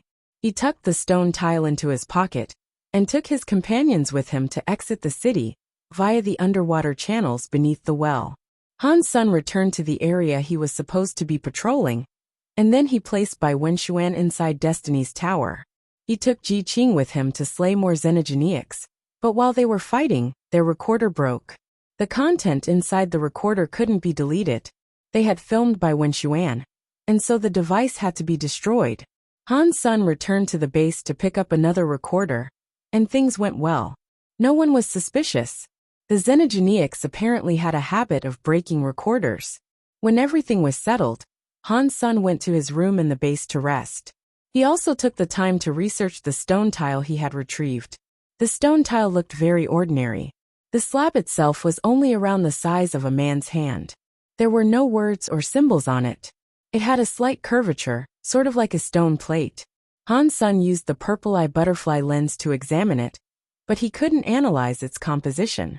He was unable to find out how it had been created. Since he couldn't find out anything more that way, he put the stone plate away. Han's son gathered his team and readied himself to kill Xenogeneics again. And in a stroke of luck, the knights ordered them to clear out Lava Valley. The team that was previously in charge of clearing Lava Valley had the misfortune to encounter a fiery duke monster in the lava sea. Due to the injuries they had sustained, they were no longer able to work that area. Hence the need for another team to be sent in their stead. Few teams wished to go there, due to the inherent dangers of the locale. But the other groups quickly began recommending Han's son and his team. Han's son happily accepted the task, as he wanted to go there anyway. He hadn't expected things to work out this well though. He didn't even have to think of an excuse for going there. Without saying much, Han's son rallied his comrades and took them to Lava Valley. His enthusiasm made the officer, who had given him the task, quite confused. The valley was as long and winding as a dragon, and it stretched into the distance beyond what their eyes could see. Lava bubbled and spurted all around them, flecks of molten material rising like steam. Fire-attuned Xenogeneics were everywhere. Many bird Xenogeneics flitted back and forth near the walls of the valley, trying to capture the fiery Xenogeneics, such as the firebugs, that came from the banks of the river. Han's son saw the fire crows. They were only a few centimeters long, but their red bodies flew so fast that it was hard to see that they actually had wings. They swirled around each other in a mass, like red clouds hovering over the valley floor. The murders of fire crows swarmed and swirled over the lava river. They often swooped down to the surface of the lava stream and ate any firebugs they could catch. After the fire crows caught the firebugs, they would return to their nests perched in the higher walls. There they'd feed their baby fire crows. The fire crows had advanced reproductive abilities. They could make babies every few months. If they didn't require such an extreme environment, their numbers would surely overtake the entire planet. Ji-Qing wished to show off. Upon seeing a swarm of fire crows, she drew her weapon and rushed towards them. Han's son didn't hold back, either, as he immediately sent a rocket toward the fire crows. Xenogeneic Viscount Finger Fire Crow killed. Xenogeneic Gene found. Obtain Finger Fire Crow Beast Soul. Han's son never got tired of hearing that announcement.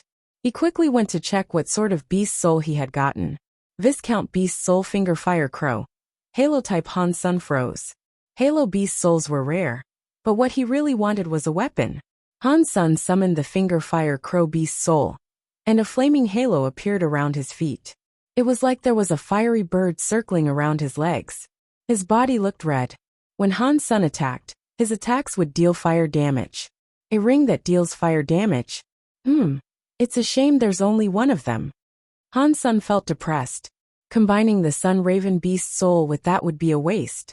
Luckily, there were many types of fiery birds occupying Lava Valley. Han's son had to look for a more suitable target. If he was unable to find one that was suitable, he would have to think about settling for the fire crow. While Han's son began to work his way across Lava Valley, slaying Xenogeneics as he went, a naked man with blonde hair was headed for Ghostbone Town. He was smiling, and his body looked like Apollo's. He was one of the Extreme Kings. Mr. Edward, the Fire Bear Duke, and the Hybrid Dragon saw the Extreme King man approaching. They bowed very respectfully to him. Edward nodded. He looked around the hall, then stopped near the stone rubble and frowned. Have you moved anything in the hall? The two looked very frightened, and so they said, We have been following your orders exactly. We haven't moved from that statue since you ordered us there, nor have we moved anything in the hall. Edward nodded and asked, Have you seen anything strange around? Nothing has been strange, the two said after a moment of thought. Edward looked at the rubble. He thought for a while. then told the 2 guards to remain on the statue. He turned and left Ghostbone Town. Chapter 22-21 Lava Valley. After Edward returned to the Ice Blue Knights, he went to the information room.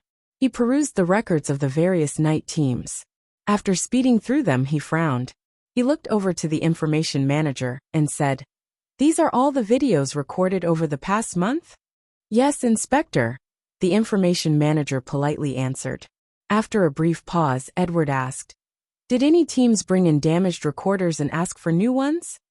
"There were 4 teams over the past month, yes," the information manager answered, after glancing over his logs. "Were any of those incidents reported in the last 2 weeks?" Edward asked before the manager had even finished speaking. In the past 2 weeks, 2 teams had their recorder replaced, the 79th and the 354th teams. Those teams are led by John and Han's son respectively. Their members are. The manager quickly rattled off the member records that he had on file. The 354th team? Is that the new team the captain brought here? Edward sounded like he was asking, but it was safe to say it was a rhetorical question. He stared at the information on the 354th team intently. "Yes, Mr. Inspector. This team is special. Although they are a backup team, they aren't on the list of backup knights. They are Mr. White's private guards," the manager said. "Mr. White's guards?" Edward asked while perusing the information. An odd expression crossed his face as he said, "He is Knife Queen's student. That is interesting." Han's son was still clearing Lava Valley, but there were far too many Xenogeneics there, and there was no way that his team could take them all. Han's son had been sent there to film, more than anything. If the Xenogeneics didn't actively threaten his team, then they usually left the creatures alone. Han's son followed the Lava Valley's meandering path, searching for Duke Xenogeneics. None of the others mattered. Han's son told Bauer to focus on filming the creatures that occupied the lava river, and only turn the camera on them when they slew ordinary Xenogeneics. He didn't want the camera watching when they were killing dukes. It was a shame Han's son had yet to find the beast soul he was looking for. He had killed 3 dukes over the past 2 days, and not one had yielded him a beast soul. "Be careful. Fall back," Han's son said quickly, his eyes becoming alert. He was gazing into the lava river, where a large shadow had appeared. A 10-meter-long black spine rose out of the river, but Han's son knew that what he could see was only a small portion of the actual creature. Everyone looked at the lava river. The shadow was swimming deeper into the valley, and it showed no indication of actually leaving the lava stream. Even so, all the fire Xenogeneics around carefully stayed away from its passing. Even the bird Xenogeneics flew away and hid inside their little cave nests. The valley had suddenly become so quiet that only the frothing bubbles of lava could be heard. When that shadow left the vicinity, all the Xenogeneics came back out. "A king-class Xenogeneic?" Jiqing asked. "Probably." Han's son nodded. He and his people continued their advance. They eventually reached a dark spot on the lava river, where the stream of lava had darkened to a deep red. There were some birds there that looked like cranes. They had white feathers and red heads. Han's son smiled at the sight of them, but there were a great many of those red cranes present. There had to be at least 1,000 of them, and the weakest of them were earls. Some of them were marquises, and others even dukes. "I wonder what beast souls these things give." Han's son instructed Bauer to film elsewhere. He and the team started killing the red cranes. They were a few thousand meters away from the red cranes when the red cranes finally noticed their approach. Flames burst to life on the birds' heads, then leapt over their entire bodies. They all squawked, and they raced towards Han's son like a barrage of missiles. Han Sen's bullets and Han Menger's arrows engaged the cranes as they came, but when they took down the first crane, it exploded in the air. Fire gushed out of the bird's corpse, scorching the land around it. "Oh no! These cranes are kamikaze pilots. Summon the Bysema!" Han's son shouted. Han Menger summoned the blue demon bug king Bysema, and many burning red cranes rammed into it. They started exploding against its surface like suns. 1,000 red cranes came against the Bysema like grenades. The scene was incredible to witness. It was like an endless stream of fireballs were coming to strike the Bysema, as great walls of fire swept out and burned everything. These guys really don't want to live. Han Sen watched as the cranes continued to dive bomb the shield, hate in their beady eyes. The temperament of the cranes was obviously very bad. Thankfully, Han Sen's group had the Demon Bug King by Sima there for protection. None of their current enemies, even the dukes, would get through that shield.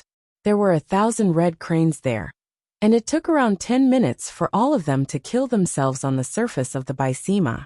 None of them were left alive, and they were all swiftly turned to cinders. Han Sen wondered how they had managed to survive as long as they had.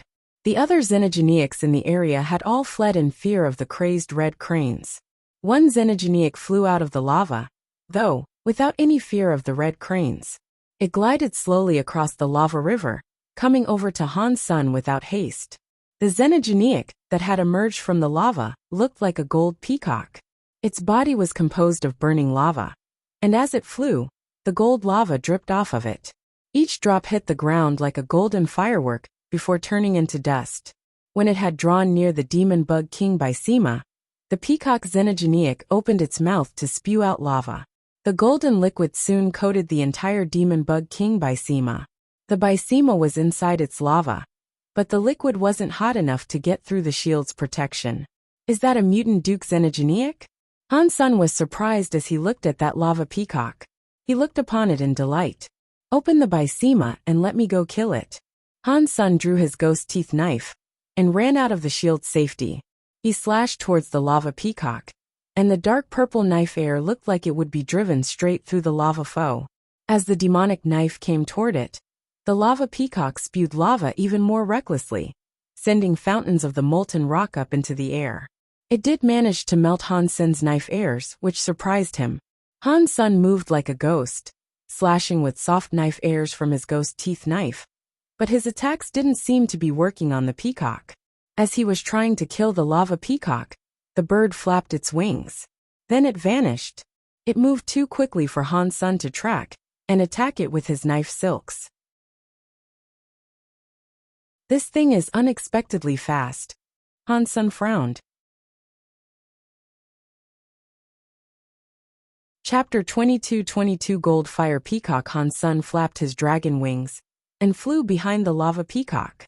He slashed as quickly as he could, but the lava peacock was still able to avoid each strike. I do not believe I cannot kill you. Han Sen dodged the lava peacock's squirting of lava and thrust his ghost teeth knife forward, firing a knife silk at the lava peacock.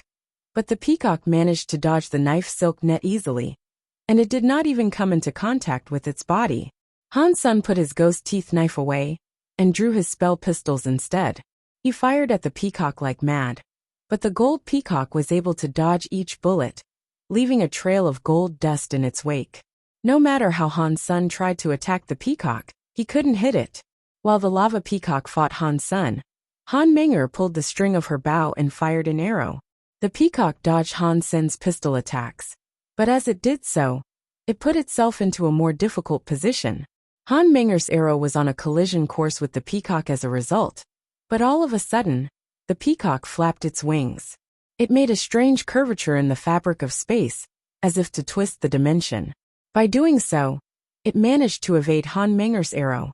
So strong! Han Sen was surprised, but Han Menger just frowned. BZT. Huang Fujing teleported her body behind the lava peacock and readied herself to throw a punch into its back, but the peacock waved its feathers and dodged her attack too. Ji Qing was clutching her Duke-class galactic shrimp sword. She swung a few sword lights at the peacock, but it was able to dodge them too. Han Sen and the others were all fighting the lava peacock together, but none of them were able to brush or ruffle a single hair of the creature. The peacock was like a flame that kept changing in the dance of its ripples. It kept flying around in a twisted way through the distortion of space. The lava lashed about all over the place, prompting Han Sen to fall back a touch. Pang! Han Sen and Huang Fujing battered their jade drum, and it sent 2 strong sonic shockwaves out. It hit the lava peacock, but it just made the lava hotter. The shockwave only managed to knock back some of the lava splashes. After all, it was only a Duke-class jade drum. Its sonic powers would not be enough to damage the mutant Duke beast. Let me do it! Han Yin shouted. She was holding a Marquise galactic shrimp sword. Her body gleamed with a white light, and her hair became long. She looked as if there were a god looking directly after her. Han Yin slashed at the lava peacock, unleashing an invisible sword light. At the same time as this, the peacock's body was hit. It made it spill more lava. The falsified Sky Sutra worked to deliver an absolute hit, as it ought to have. Han's son and the others could not follow and keep up with the insane speed of the lava peacock. And while Han Yin couldn't either, she didn't have to. When the sword light was unleashed, it would assuredly strike the peacock. Han Yin kept swinging her sword, making many invisible sword lights come raging at the lava peacock for surefire hits. The lava it carried kept squirting around. But while she was indeed delivering hits, her strikes were not very effective. After all, Han Yin was only an earl. Even though she had a super god body and her falsified Sky Sutra equipped, going up against a duke, it would still never be enough. Zero, Han's son, upon seeing the falsified Sky Sutra prove effective, thought about Zero. She was a marquise, and she possessed the same power. Zero heard Han Sen's command, and used her purple eyes and drew out the bone knife. That lava peacock wished to melt the bone knife by firing a stream of lava at it, but then the bone knife disappeared. When it reappeared, it was pierced into the peacock's chest. Blurg. The peacock coughed up a bucket of blood that looked like lava. This time their foe had been injured. Zero's body then took off flying into the sky in a nifty retrieval of her bone knife. She flew down past the peacock that wished to now leap into the lava and heal, and sliced open the creature's chest. A burning flame with gold blood began to spill out from the lesion. It made the peacock freeze in its spot in the air. Han's son kept firing at the heavily injured lava peacock. Every single bullet struck its body, and the powers of Break 6 skies were unloaded. It resulted in the peacock being blown to bits. Xenogenic Duke hunted. Goldfire peacock. Xenogenic gene found. Obtained Goldfire peacock beast soul. Han's son was shocked. He did not expect to kill the Goldfire peacock as quickly as that. It was not a mutant xenogenic, and while it was revealed to be just an ordinary duke, it was certainly fast. Han's son, hearing that he had obtained a beast soul, was very happy. He quickly had a look at what sort of beast soul it was. Duke-class beast soul Goldfire peacock, flying type. Han's son's heart stopped. A gold lav-looking set of peacock wings appeared behind Han's senator. A slight touch could make Han's son travel so far and so fast. Whenever he sped up, he could unleash a stream of fire that could twist the fabric of space in its vicinity. A flying beast soul is good, but I already have my dragon wings. I do not need this beast soul. Han's son let out a sigh, and then he gave the Goldfire peacock beast soul to Han Yin. Because she was only an earl, her safety could be more easily assured with the Goldfire peacock beast soul. Han's son kept looking for more creatures to hunt, and although he had managed to collect a few fire element bird beast souls, none were of the weapon type he so much desired. Are fire weapon beast souls that difficult to procure? Han's son felt depressed. Lava Valley had many fire birds xenogenics. He knew what kind of beast soul they would offer, but none were his desired weapon. It was almost time for him to go back, so Han's son decided to retreat. He returned to the base, hoping to go further next time, and see what he could get then. Han's son, it is good that you have returned. Your team will be the recipient of a new addition. After returning to base, Han's son was called over by Ice Blue Night King. Did we not have an agreement saying you can't take anyone away? Han's son frowned. Of course I remember. We are not taking your people away. You didn't say we could not add members to your team though. I have good faith in you. And so I have found your team a powerful ally that will benefit you and the others. Ice Blue Night King smiled while he spoke. Can I reject the addition? Han's son had a wry smile. No, this is an order. Ice Blue Night King spoke with absolute certainty. While Han's son wished to say something more, a woman arrived. She walked in front of Ice Blue Night King, bowed and said, Mr. Knight, greetings from Byway. Han's son, upon seeing the woman, was given a shock. That was the extreme king woman he had encountered in Narrow Moon. Han's son had stolen the destroyed Bible from her. Chapter 22-23 Queen Byway. Night King. The new member you are telling us about is her? Han Sun looked at Bai Wei strangely. Yes, Bai Wei is the latest addition to your team. Please cooperate with her. Ice Blue Night King smiled. Night King, if there is naught else to discuss, I will return and prepare, Bai Wei coldly said. Go. Ice Blue Night King nodded. Bai Wei coldly departed the room. Meanwhile, Han Sun feigned sadness as he spoke again to Ice Blue Night King. Night King, did you see that? She does not even show you respect. How am I supposed to control someone like that? You should give her to another group. Ice Blue Night King touched Han Sun's shoulder before sitting down. He poured out some tea and told Han Sun to take a seat and join him. Han Sun knew Ice Blue Night King had something to tell him, so he obliged and sat down. Ice Blue Night King had a sip of his tea and said, I am not giving her to your team for the purpose of control. She will be with you, because I wish for you to protect her. Who is she? Han Sun asked with a frown. She is Queen Bai Wei. You might not have heard of her name before, but you must surely know what it implies, Ice Blue Night King said. A daughter of one of the Extreme King's kings? Han Sun immediately understood why she had been so cocky. If she was a daughter of an Extreme King, then she had what it took to behave the way she did. She has made mistakes, so a king seeks to punish her by sending her here. But the king also wishes for her to practice more. While that must be done, I cannot afford anything ill to befall her.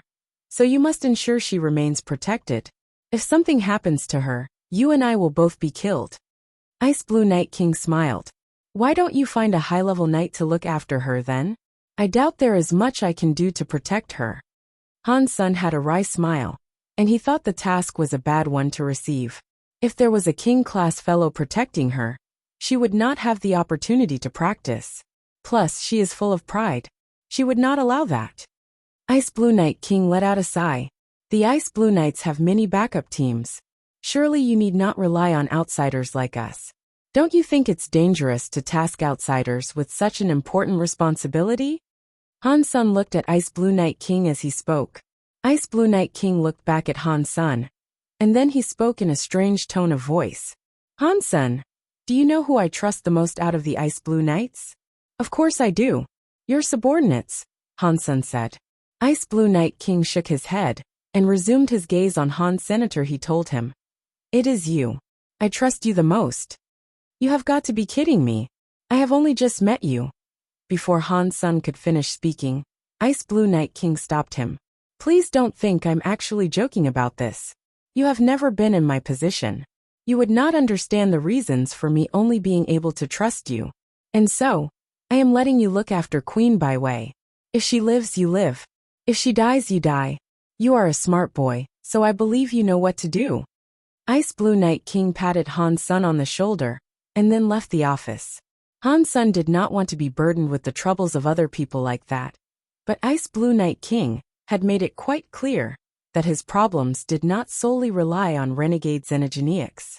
There were troubles stemming from the internal affairs of the Ice Blue Knights. But Ice Blue Night King, after stressing the need for Han Sun to do that which was bidden of him, had Han Sun forfeit reluctance and accept the task. Han Sun kept thinking all the while he walked back to his room. His heart jumped, and his pupils shrunk when he neared there. All the hairs on his body stood on end. No scary power attacked him, and neither did a foreign presence. But Han Sun felt as if he was being watched by a snake. He felt as if he were in danger all of a sudden. Han Sun looked forward, and there he saw a slender body approaching from up ahead. That should have been a pure Extreme King man. But his presence was hidden. Being unable to determine his level, the man looked like the average person. The delicate face of the man was like a jade sculpture that had been meticulously crafted by the hands of a genuine master. His blonde hair was smart, and the face carried eyes as deep as lakes that could reflect the world and people they looked upon. It looked nice. He was a shockingly perfect-looking man. While he seemed very pleasant, Han Sun couldn't help but internally scream at the potential for danger in his proximity. Han Sun walked close to the man, and the man stared at Han Senator just as they were about to pass each other. The man stopped and said coldly, Have you seen the secret held by the stone plate? What did you say? Han Sun was shocked. He stopped and looked at him. The man smiled at Han Sun. And to a man like Han Sun, that smile was as warm as the sun. It could melt the coldest blocks of ice. And if he was speaking to a woman, that woman would do anything he commanded her to do. Han Sun did not say anything. The man merely smiled and walked past Han Sr. Edward. Han Sun did not look at the man. He just kept going. He walked straight to his room. He had never seen that man before. But he was quick to understand that it was Inspector Edward. It seems as if he knows I am the one that took the stone plate. What an annoying and dangerous guy. If he is an inspector, though, then that means he should be a king, Han Sun thought to himself. Edward walked into a room. There was an ice blue knight there that was looking at a camera recording. The video was playing the encounter between Han Sun and Edward. His reactions are natural. It doesn't look as if he is pretending. Perhaps we are wrong, the ice blue knight said. Edward looked at the video and laughed like spring sunshine. We are right actually. He is the one that took the stone plate. Why? The ice blue knight gazed at Edward with suspicion. He behaved too naturally when he saw me. Not many marquises can remain that natural upon seeing me. The more natural they are, the more suspicious they are. Edward stared at Han Sun's face on the screen. I did not know Knife Queen had selected such an interesting student. Should we move? The ice blue knight did not proclaim his thoughts on Edward's assessment, so he posed the question. No. Ice blue knight king and Mr. White are still here. We cannot fight while they are here. Edward laughed. But these are the systems of chaos, and so it is not as if he could run. He is interesting, but he is just a marquis. Therefore he is weak. Mr. Inspector, do you think he is one of Mr. White's people? The ice blue knight asked. No. If he was, then Mr. White would be the one with the item right now. Do you think Mr. White would still stay with the knights and provide us the opportunity to get it back? Edward looked at Han Sun's face with interest. This guy is funny. If he took the relic, we must get the relic back before the other knights find out. Otherwise, it'll be annoying. Chapter 22-24 Educating a Noob. After returning to his room, Han Sun called out to Little Angel. He told her and the rest of his companions to be careful, and to not venture out alone anymore. Is Edward really that scary? If he does not dare come here and steal the item, what do we have to be afraid of? Ji Qing looked rather confused. It's the fact that he does not come and steal the item that is most scary. But regardless, before this matter is sorted out, no one should be going off on their own. Han Sun spoke with gravitas. The next morning, Han Sun brought his team back to Lava Valley to continue their search. But this time, he had no choice but to bring Bai Wei with him. It meant the task at hand would be more unpredictable, with a factor of unknowns. Fortunately, Bai Wei was not one to talk much. All she did was follow them, behaving as if she hadn't the slightest concern for what was going on. They had only just arrived in the region of Lava Valley, when Bai Wei stepped forward, and ahead of Han Sr. From now on, I will be the leader of this team. Bai Wei said in a very commanding tone to Han Sr. Why? Han Sun looked as if he wanted to burst out laughing at her. You should familiarize yourself with my identity, Bai Wei said coldly. What identity? I only know you are the biggest noob of this team, and you are the least qualified to be a leader amongst us. Han Sun laughed at her, and didn't say anything that suggested he knew anything about her. While pretending to be unaware of her identity and title, Han Sun was free to treat her like a noob.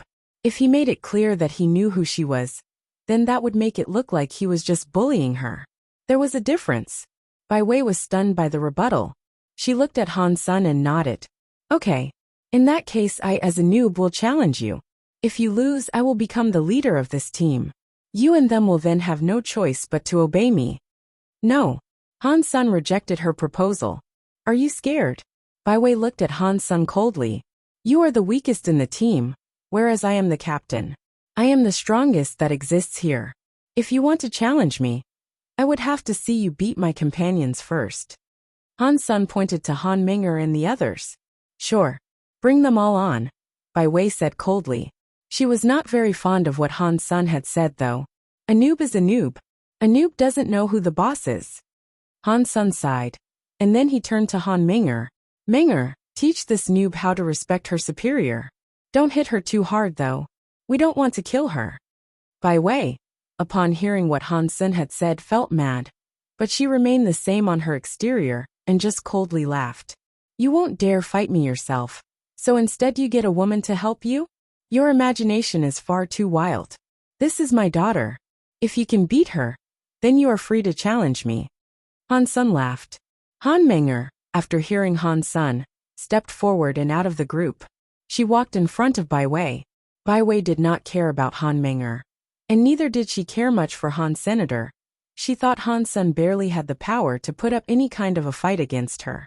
She believed her opponent was a meager subordinate of Han Sen, and with her looking as young as she did not think there was anything to worry about. When Han Menger pulled the string of her bow, Bai Wei looked dim. Her whole body took on the image of a fighting leopard. She stared right at Han Menger, no longer with a look of disdain and underestimation. Bai Wei was cocky, but she wasn't dumb. In fact, she was a very smart individual, and as soon as Han Menger pulled the string of her bow, she felt threatened, so she gathered up might in her fists. Han Menger cared nothing for Bai Wei's reactions. She merely pulled back her string the farthest it could go, and when she let her finger go, the arrow flew quickly before Bai Wei's face.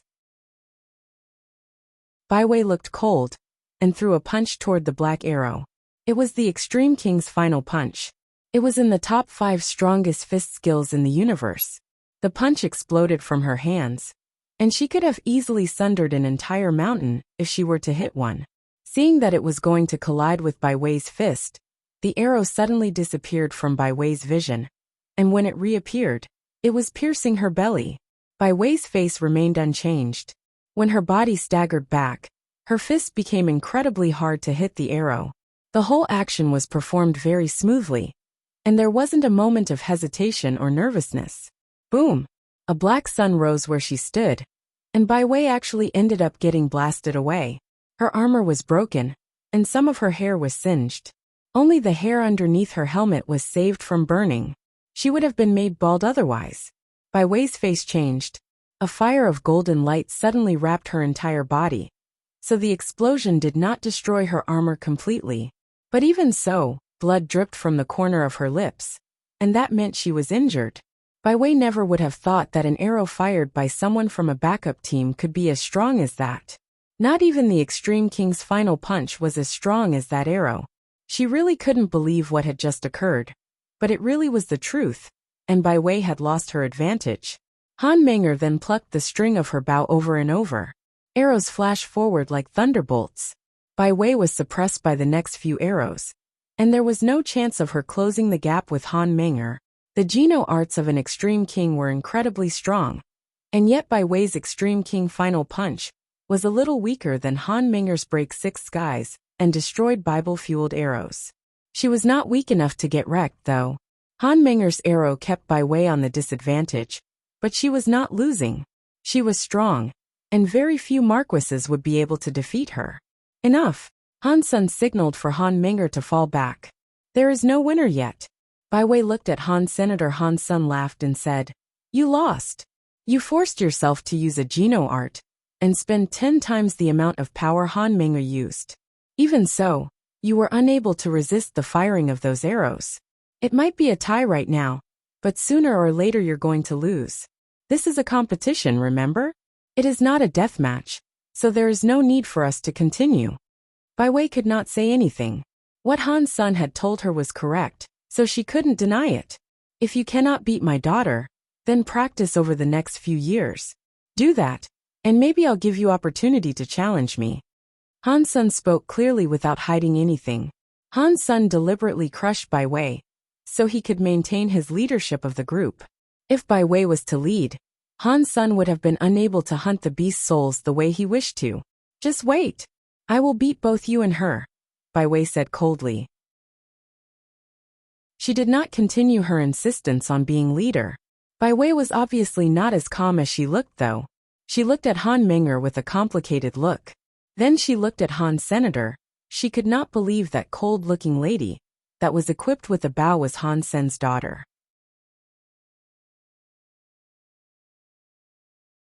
Chapter 22-25 Extortion outside of the Ice Blue system. Night River King was in the middle of slaying a bunch of Xenogeniacs that were planning to invade. His face turned pale before long, and he was left gasping. After he was forced into the Ice Blue Knights, Night River King had been forced into the frontline ranks to be the first vanguard against any Xenogeniac enclaves that wished to invade the system. This engagement, however, had a few too many Xenogeniacs to deal with. Even kings like him were left exhausted after the fight, and with how it had been each and every day, he couldn't stand how things were working out for him. Han Sun is an asshole. If I ever get the opportunity to, I'm going to kill him. Night River King quietly cursed his nemesis. Who is here?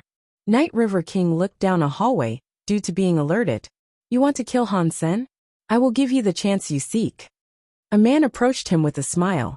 Mr. Inspector, what do you mean? Night River King, upon seeing Edward, was surprised.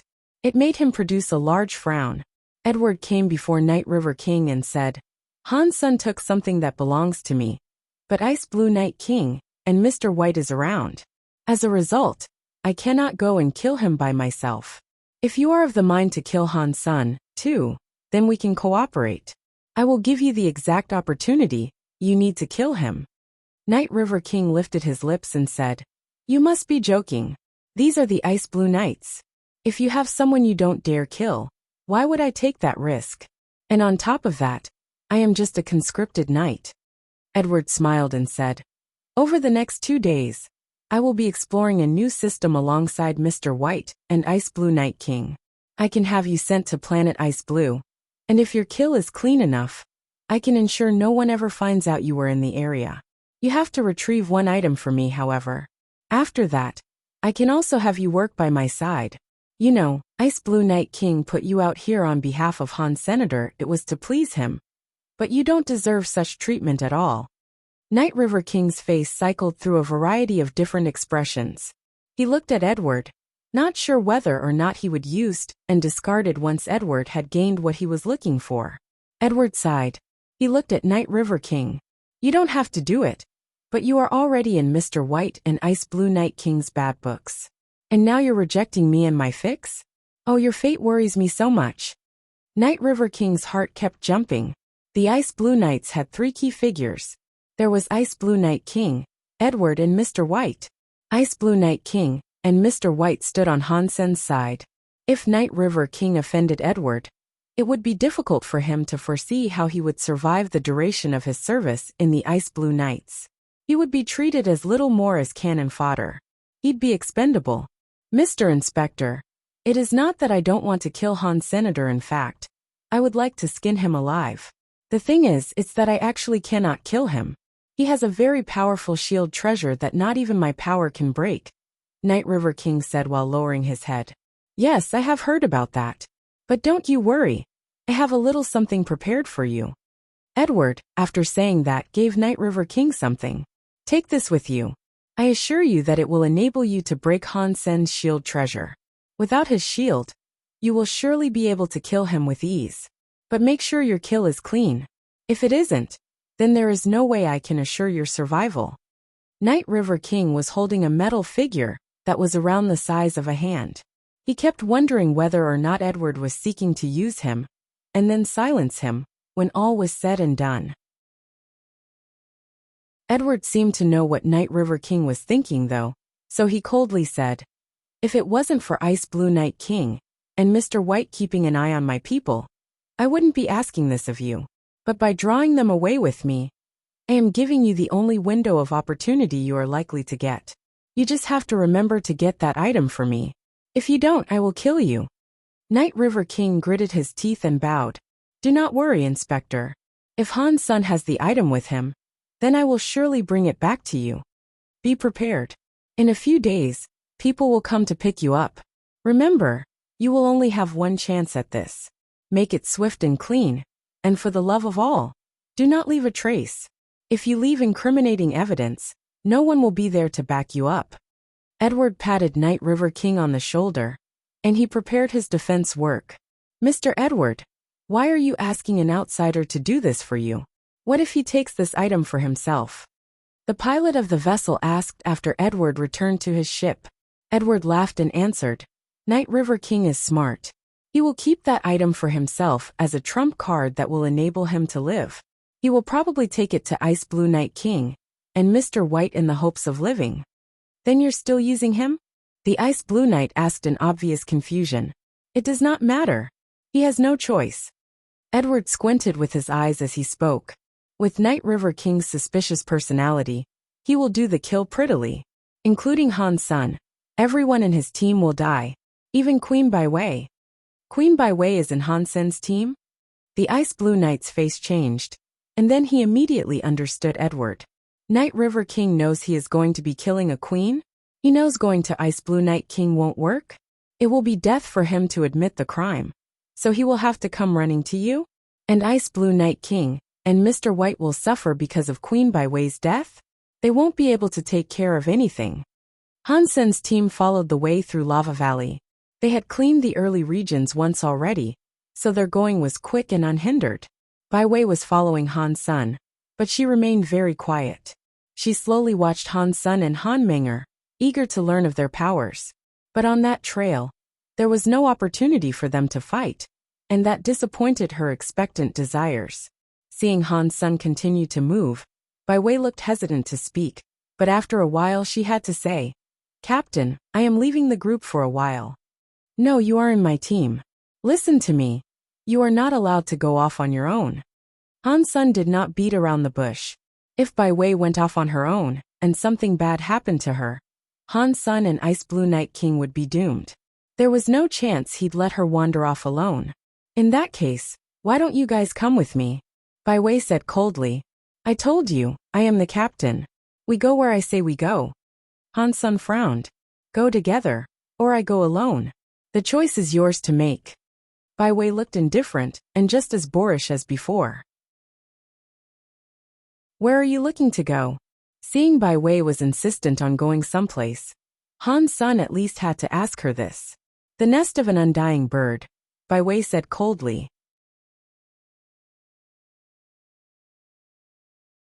Chapter 22-26 Undying Bird Nest.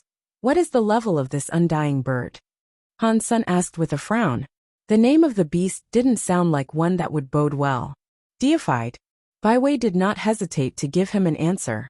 Han's son licked his lips, looked at her, and said, "Do you have any idea what you're talking about?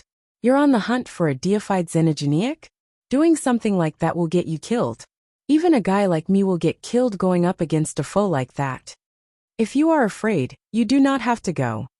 Bai Wei changed her course and started flying toward a river that went beneath a cliff. Is this woman stupid? Han's son had to bring his team and follow her. But Han's son did not think she was flat out stupid. He was certain she wouldn't be so willing to throw her life away in a pursuit like this. It was Bai Wei's first time in Lava Valley, but she knew about the undying bird. That at least meant she had come prepared. Her punishment of being sent to planet Ice Blue probably had something to do with the undying bird. So Han's son quickly followed. Han's son wanted to know what Bai Wei was up to. Otherwise, he'd just tie her up and drag her along with him. Bai Wei looked as if she were familiar with the location.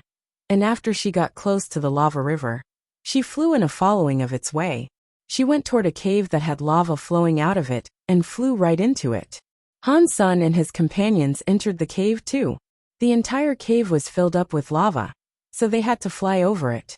Even if you are this intent on going, you should at least explain what this endeavor is all about.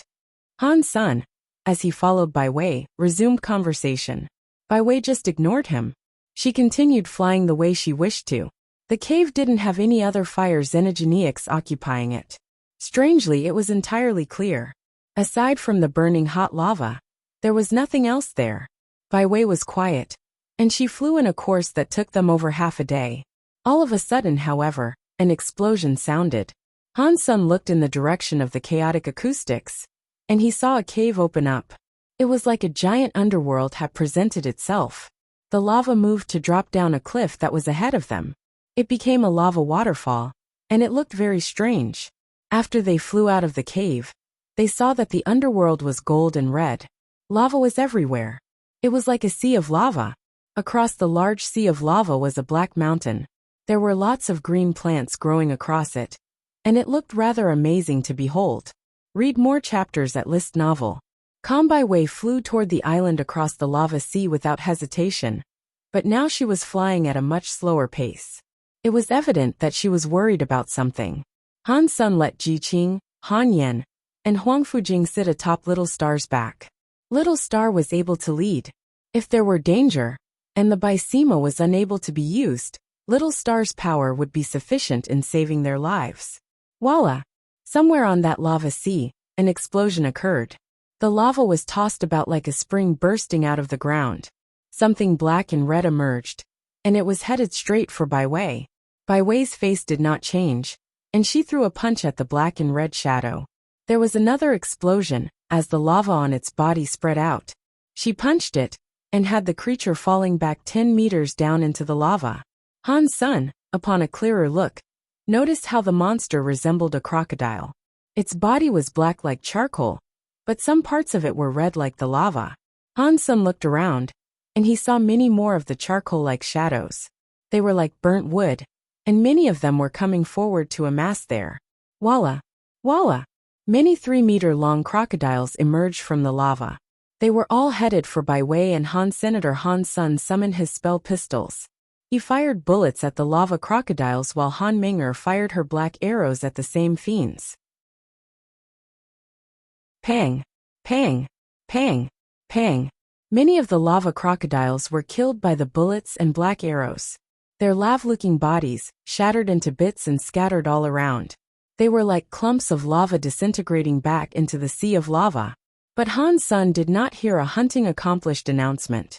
The broken crocodiles fell into the lava, and became perfect again, and then they resumed their assault. Bai Wei kept killing the lava crocodiles as she made her way to the island. She did not plan on stopping, and it was clear that she knew the crocodiles were unable to be killed. Han Sun saw what she was doing, so he stopped killing the lava crocodiles. He allowed Han Ming'er to summon her blue demon bug king Bysema. It was able to protect everyone, so they all headed for the island in haste. Bai Wei was sprinting forward when she suddenly saw the shield of Han Sen's people appear right next to her. The lava crocodiles were launching themselves against the shield, and as that happened, they simply hit the surface and fell away. Han Sun was not planning on protecting her with the shield though. He followed Bai Wei and watched her kill lava crocodiles alone. Bai Wei was a little bit mad about this, but she did not say anything. She kept moving toward the island, and punched the lava crocodiles that got in her way. The lava crocodiles were difficult to kill, but they were not strong. They were just ordinary marquises, and so they couldn't prohibit Bai Wei from advancing. Not long later, Bai Wei found herself on the shore of the island. When she arrived, she started sinking. Han Sun felt the same thing happening to him too. He felt so heavy, and it was like he was back on Earth after a flight through space, and the reintroduction of gravity. They all started falling down onto the stone of the island. This island forbids air powers? Ji Qing looked at the island in surprise as she spoke. Bai Wei said coldly, "It does not only stop the air. It is easy to come, but getting out is far harder." "What does that mean?" Han Sun looked at Bai Wei and asked. Bai Wei did not answer. She pointed to the lava sea that was offshore of the island. Han Sun turned around. Across the sea and the burning lava were some gold bugs. They looked like high-temperature lava, but they were in fact bugs. God only knew how many of them there were. These are lava bugs, and they cannot leave the lava. They are extremely aggressive, and not even dukes can withstand their temperatures. They can fly here. But because you cannot do the same, you have to run across the lava if you ever seek to leave. You need to be a mile away from the place to fly, and going out there can kill you. I hope your shield is enough to break the lava bug's attacks. Otherwise you are all going to die," Bai Wei said coldly.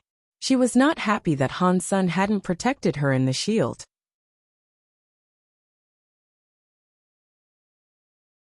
Chapter 22-27 Undying Bird Challenge. Han Sun smiled. He did not mind the threat. The demon bug king Bysema wouldn't even buckle to the attacks of a king-class creature. Therefore, he did not think he had to worry about the tiny little lava bugs. "Undying Bird really resides on this island?" Ji Qing asked curiously. Bao was lying down on Han Sen's shoulder. Her eyes curiously observed the small island they had landed on. The island was not big, and with Han Sen's speed, it would not take long to walk across it. The island did have a spectacular amount of flora though. It was practically a rainforest. Insects and beasts roamed all about it. Standing on the island, you would not feel the heat of the lava that was nearby. It felt like a summertime place where you would want to sleep away the hours. Bai Wei did not answer, and she kept marching toward the jungle. Han Sen expected to encounter danger, but he soon realized that the creatures around were just ordinary animals. They weren't even xenogenics, and they most certainly weren't threatening. In the center of the island was a white mountain. It was only a few hundred meters tall, but it looked like a big steamed bun. The peak of the mountain cradled a broken tower of sorts. It looked very old, and it had decayed over the years. It was no longer straight, and it looked ready to fall apart. They walked before the foot of the mountain. Then Bai Wei looked toward the broken tower atop the peak and shouted, "King Bai's heir has come. Is the undying bird at home?" Her voice echoed across the expanse of the island, but no response came from the tower, so she shouted again. After she shouted 3 times, a door in the broken tower atop the peak opened. It did so with a long drawn-out squeak. Han Sen and Baoer's eyes opened wide as they looked at the tower's door. They were curious about what the appearance of the deified undying bird would be. The tower was not very large, so if the undying bird did indeed live there, it couldn't be too big itself. Everyone looked at the tower curiously, then they heard some footsteps emerge. Not long later, they saw a shadow open the door and walk out of the tower. "She is the undying bird?" Han Sen's eyes opened wide as he watched the person walk out of the door. He thought it was strange. It was not an actual bird that was emerging. It was an old woman with a cane. Her back was crooked, her appearance was haggard, and her skin was all wrinkled like the bark of an old tree. Due to the fact she was crooked and old, her size only put her up to Han Sen's waist. She was wearing a pair of circular glasses and a red robe. She certainly looked rather weird. Who was making a racket down there? The old woman did not look tall. She stood in front of the tower and looked down the mountain. She couldn't see very well, so she had to raise her glasses. Her tired-looking eyes eventually settled on Bai Wei and the others. Bai Wei never expected someone like that would be the one to emerge. She was a queen, and though she was surprised, she still said, "I am Bai Wei, and I am King Bai's daughter. I am here at the request of my father. Are you the undying bird?" The old woman pushed up her glasses. She stared at Bai Wei and said slowly, "You are King Bai's heir? I am not the undying bird. I am merely an old woman that is tasked with cleaning the tower." "Then can you inform the dying bird that King Bai's heir is here?" Bai Wei said. "You are too late, I am afraid. The undying bird is deceased," the old woman said slowly. "Undying bird died?" Han Sen's eyes opened wide, and his eyeballs almost popped out of their sockets. Bai Wei was frozen, as she had not expected this to happen. If the deified undying bird was dead, then there was no point in her being there. The old woman sighed and went on to say, "But Mr. Undying Bird told me that if King Bai's heir does come, that person can take whatever they please. That is, assuming they can triumph over the test." Bai Wei's face looked a little bit better, and so she went on to ask, "I would like to try it. What is this test you are referring to?" The old woman did not answer. Her old eyes, which peered through a pair of glasses, lingered on Han Sr. "Who are these people? They do not look as if they belong to the Extreme King. If they do not belong to the Extreme King, then just kill them. This is the Undying Bird's house, and not just anyone can make themselves present." Han Sen felt a chill. That old woman looked very, very old, but when she looked at them, Han Sen felt a great chill. He knew she was actually a very dangerous being. Bai Wei looked at Han Sen and answered the old woman. "They are indeed knights of the Extreme King. They have helped escort me here." "I see." The old woman nodded and did not say anything. She held her cane and slowly approached the edge of the mountaintop. She looked so shaky as she went, and it made the onlookers worry about whether or not she might misplace her step, slip, and fall off the peak to her death. Standing atop the peak and its stone steps, the old woman seemed to be recalling something. She eventually said, "Back then, the undying bird clashed with your father King Bai. Many people died, but there was no winner. 1,000 years later, they agreed to have matters of battle put to their marquis' heirs. Their fights would determine the ultimate victor. But Undying Bird could not give birth to her heir. When she conceived a child, she died while giving birth, so the fighting was unable to continue. After the woman said this, she looked very sad. She pointed to the stone steps and said, "But the Undying Bird made these stairs before she died. If you can walk past the stairs and come up to the top, then you win.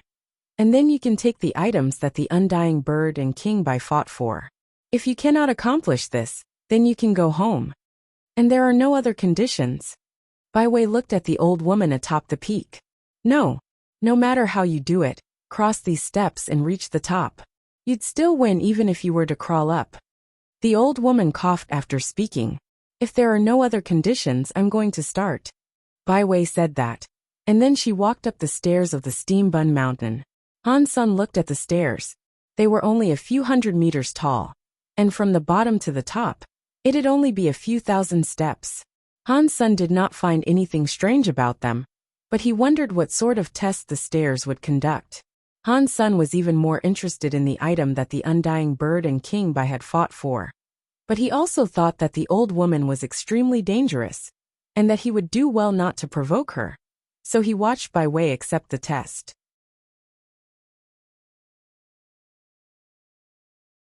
Chapter 22-28 Way of Life and Death. Bai Wei took her first step along the stone stairs, and she did so with ease. There was no special power working against her on those stairs, and she proceeded easily, so it seemed. Bai Wei frowned. She did not feel anything from the stairs. The stone staircase really did seem to be exactly what it looked like. If Bai Wei went quickly, she could do a few laps of the simple stone staircase in the space of an hour. This is a test established by the Undying Bird. Surely it cannot be as easy as this. Bai Wei still did not dare underestimate the supposed trial, and she watched every single step as she walked forward. But the steps really did seem like nothing special. After Bai Wei walked a few steps of the stone slabs, nothing transpired. Nothing seemed to inhibit or work against her ascension of the stairs. "Bai Wei, your body!" Ji Qing, from way down below, suddenly bellowed. Bai Wei, upon hearing the shout, looked back at them. She noticed they were all looking at her in absolute shock. It seemed as if something terribly surprising had been happening to her body. Bai Wei quickly looked down on herself, and after she did so, her own facial expressions morphed too. Over the past couple dozen of steps, Bai Wei had not noticed anything. Her body, however, had significantly aged. Bai Wei had previously been a girl that had looked like an average 18-year-old, but now she looked like a woman that was well into her mid-20s. Her height and her body shape had changed, and on top of that, the size of her breasts had increased. They had grown from a measly B cup to a D cup. Bai Wei frowned. She walked a few more of the steps. Again her body underwent a change, and she looked even older. Bai Wei, after thinking on the circumstances, decided to retreat a few steps. Quite shockingly, her body's age began to reduce again. "You finally noticed." The old woman up top laughed.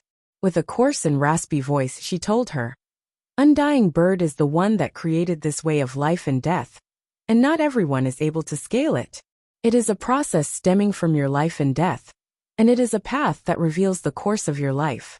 By the time you reach the end of this staircase, you will have arrived at the end of your life. If you die upon finishing it, what is the whole point of climbing these steps? Undying Bird is evil if he won't allow people to win." Ji Qing looked disdainful. The old woman did not sound mad about what she had said but coldly replied, "Undying Bird used a Geno art to set up this way of life and death. If you have what it takes, and you are indeed able to break it, then who can say it is inherently evil?" Meanwhile, Bai Wei hadn't said anything more. She focused on her ascension in a bid to reach the peak. As she walked further and further, the older she began to look. From a girl to a woman, from a woman to a middle-aged woman. By the time she had almost reached the peak, she looked like an old woman that was ready to keel over and take to a deathbed. When she was only a few more steps away from the peak, it looked as if she were unable to breathe. It looked as if she were ready to die. Bai Wei believed it was all some sort of illusion, but despite that, it all felt so very real. Her body was so old now, she was afraid that if she were to take the next few steps, she would indeed die just as the old woman had explained. While Bai Wei walked up the steps, she had done her best to prevent the aging process, but nothing she tried seemed to work. Those steps really were like a timeline of one's life and death, and nothing could inhibit the magic that worked it. Bai Wei came to a standstill before the final few steps, and she peered at them. She did not know whether or not she should proceed. Han Sen and the others were all in shock that a staircase possessed a power such as that. It was difficult to imagine just how strong Undying Bird was when she was alive. If you can walk back down the steps, perhaps it is just a test. You might not die after walking, so just come back when you are done, Ji Qing said. Bai Wei wanted to think this way as well, but there was no guarantee she wouldn't die once she had completed the entire passage. If she did die after scaling the staircase, then it all would have been for naught. The old woman, upon hearing Ji Qing speak, laughed. Maybe. The chance of life and the chance of death is 50-50. If you have the courage, you can give it a try. Bai Wei looked at the old woman waiting at the end of the staircase. She looked hesitant to proceed. This was not a game, and if she was incorrect, then only death would await her. If I walk back down the stairs, can I come back up? Bai Wei asked as she gazed at the old woman. Her voice croaked like an extremely old person. She sounded so weak and unsettlingly close to death. You wish to grab a creature to attempt this? If that is so, then what is the purpose of this being dubbed a test? The old woman looked at her with disdain. You are an heir of King Bai. Bring out the power of King Bai. Use your life and your judgment to win this. If you leave, then the gambit will have lost. Little Silver, go and find a little creature. Han Sen spoke to Little Silver, who was next to him. When Little Silver heard the command, it took off running into a nearby thicket of bushes. It came back out dragging a rabbit along with it. Han Sen then told Little Silver to throw it onto the staircase, and then kick it on its butt. It complied and did just that, and following the shock and scare, the rabbit took off racing up the stairs. When the old woman said they should have been killed earlier, Bai Wei hadn't agreed with the notion. This was now Han Sen returning the favor. The creature transformed like Bai Wei. It got older the higher it went. At the final few steps, it made a great struggle to move. Every step required all its strength to proceed. Bai Wei looked at Han Sen with surprise, as she had been unsure whether or not he would be willing to help her. The little creature reached the final step. It looked as if it were spending the last ounce of its life force to move forward as its trembling body reached the top. But as soon as it reached it, it died. Everyone gasped at the sight. It seemed as if the way of life and death really did end with death. This is very obscene. You lose no matter what you do, Ji Qing couldn't help but say. If you have what it takes to break how the way of life and death operates, then death is not what awaits you at the end. The old woman looked as if she did not care at all. Bai Wei looked confused, and she wanted to return. Undying Bird had established a test that would claim the lives of many. It was not worth gambling one's life, no matter the potential reward.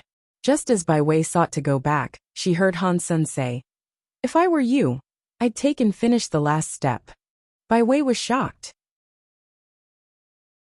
She looked at Han Sen, unsure of what he meant. Young man, you are not the one who is standing before the end of the way of life and death. If you have the confidence to, then by all means try and ascend, the old woman said as she looked at Han Sr.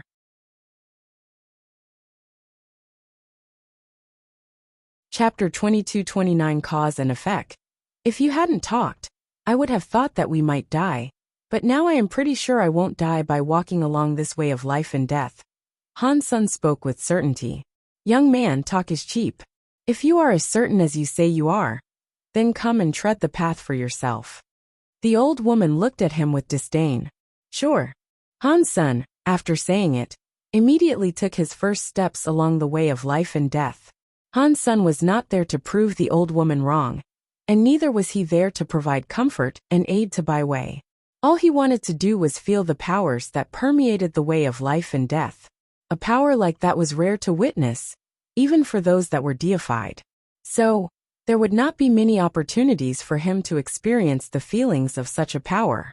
Han Sen wanted to feel what it was like to feel that which plagued the way of life and death. If the spell that had been put upon the way of life and death was genuine, then it would not be something so simple as manipulated time. If it was just the power of time, then the speed would be one way and fixed.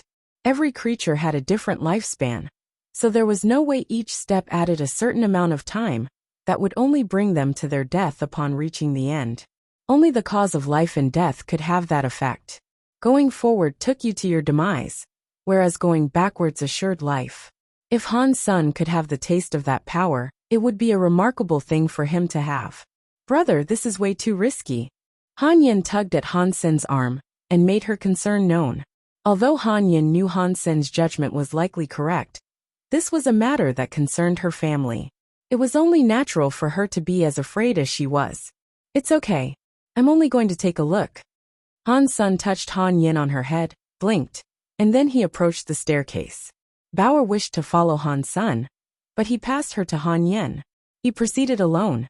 When he committed to his first step on the stone staircase, he ran Dongxian aura and used his purple eye butterfly. With them, he watched his body change. I was correct. It is similar to falsified Sky Sutra, but somehow it's different. There is another cause of power.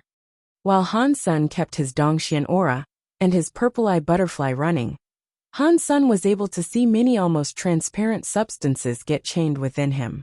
Visit website our list novel. Every step Han Sen took saw more and more of those substance chains chain him up. Han Sen knew that the path he walked along was not just a simple illusion. It was a scary power that had been left behind by a wondrous deified being. Han Sen kept walking up, and as he went, his body kept changing. From his young self, he became middle-aged. And from his middle-aged self, he soon became old. The scariest thing was how he felt his own lifespan and time remaining decrease. The creatures outside the sanctuaries could not see what remained of their lifespan, but those that lived in the sanctuaries could always see it. Han Sen had a lifespan of 1,000 years, and according to the rate of aging right now, the last step would bring him down to the figure of 0 years remaining. Han Sen retreated just a little, and when he did that, he felt his lifespan increase again.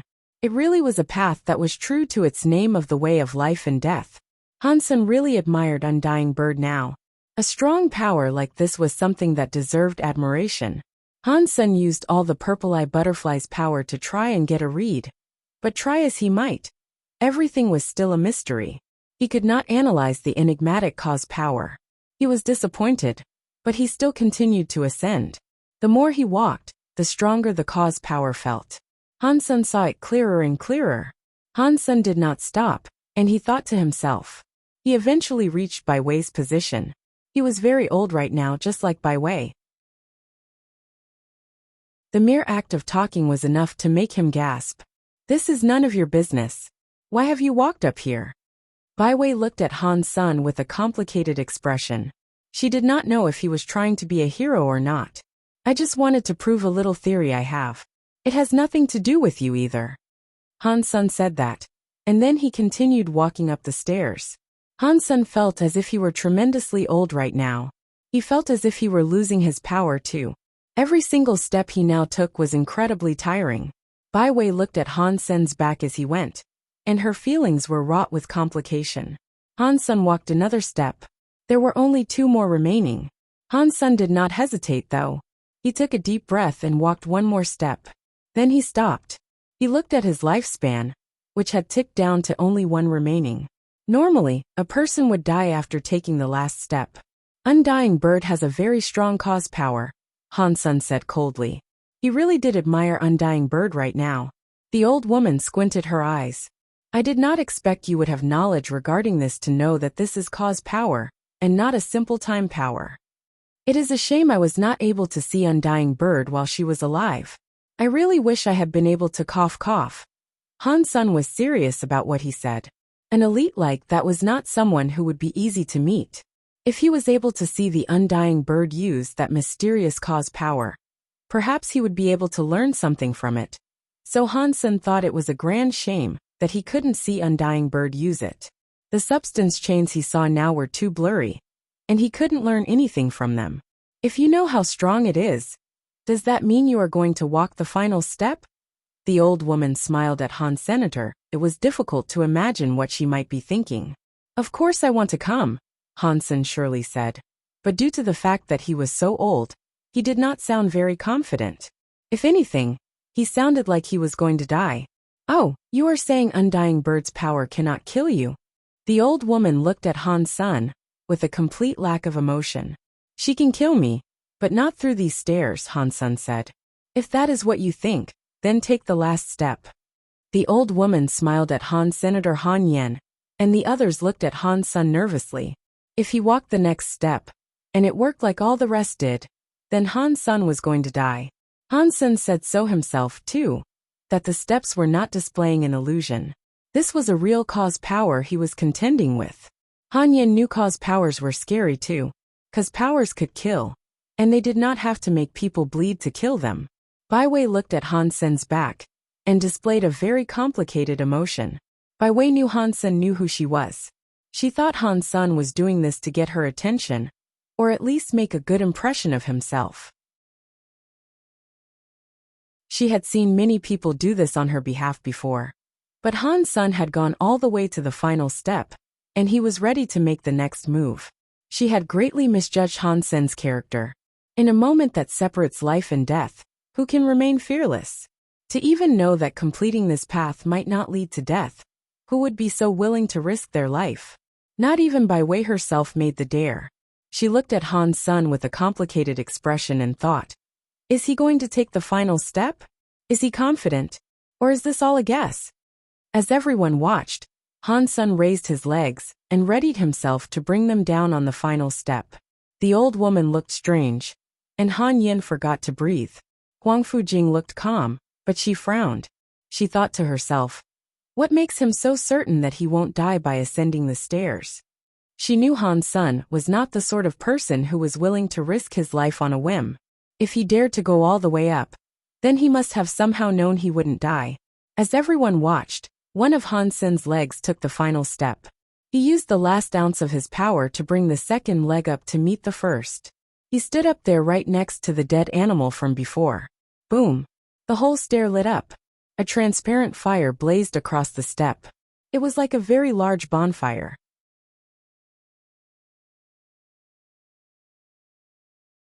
Chapter 2230 Undying Bird Legacy. The beast that had died on the ground after it had reached the top step suddenly moved. Although it still looked old, it moved very quickly. It spryly ran up toward the old woman's feet. The transparent fire ravaged the step, but heat could not be felt from it, and it began to rise high into the air. Han Sun, Bai Wei, and the animal were shrouded in the transparent fire. It eventually all started to drift up high into the air.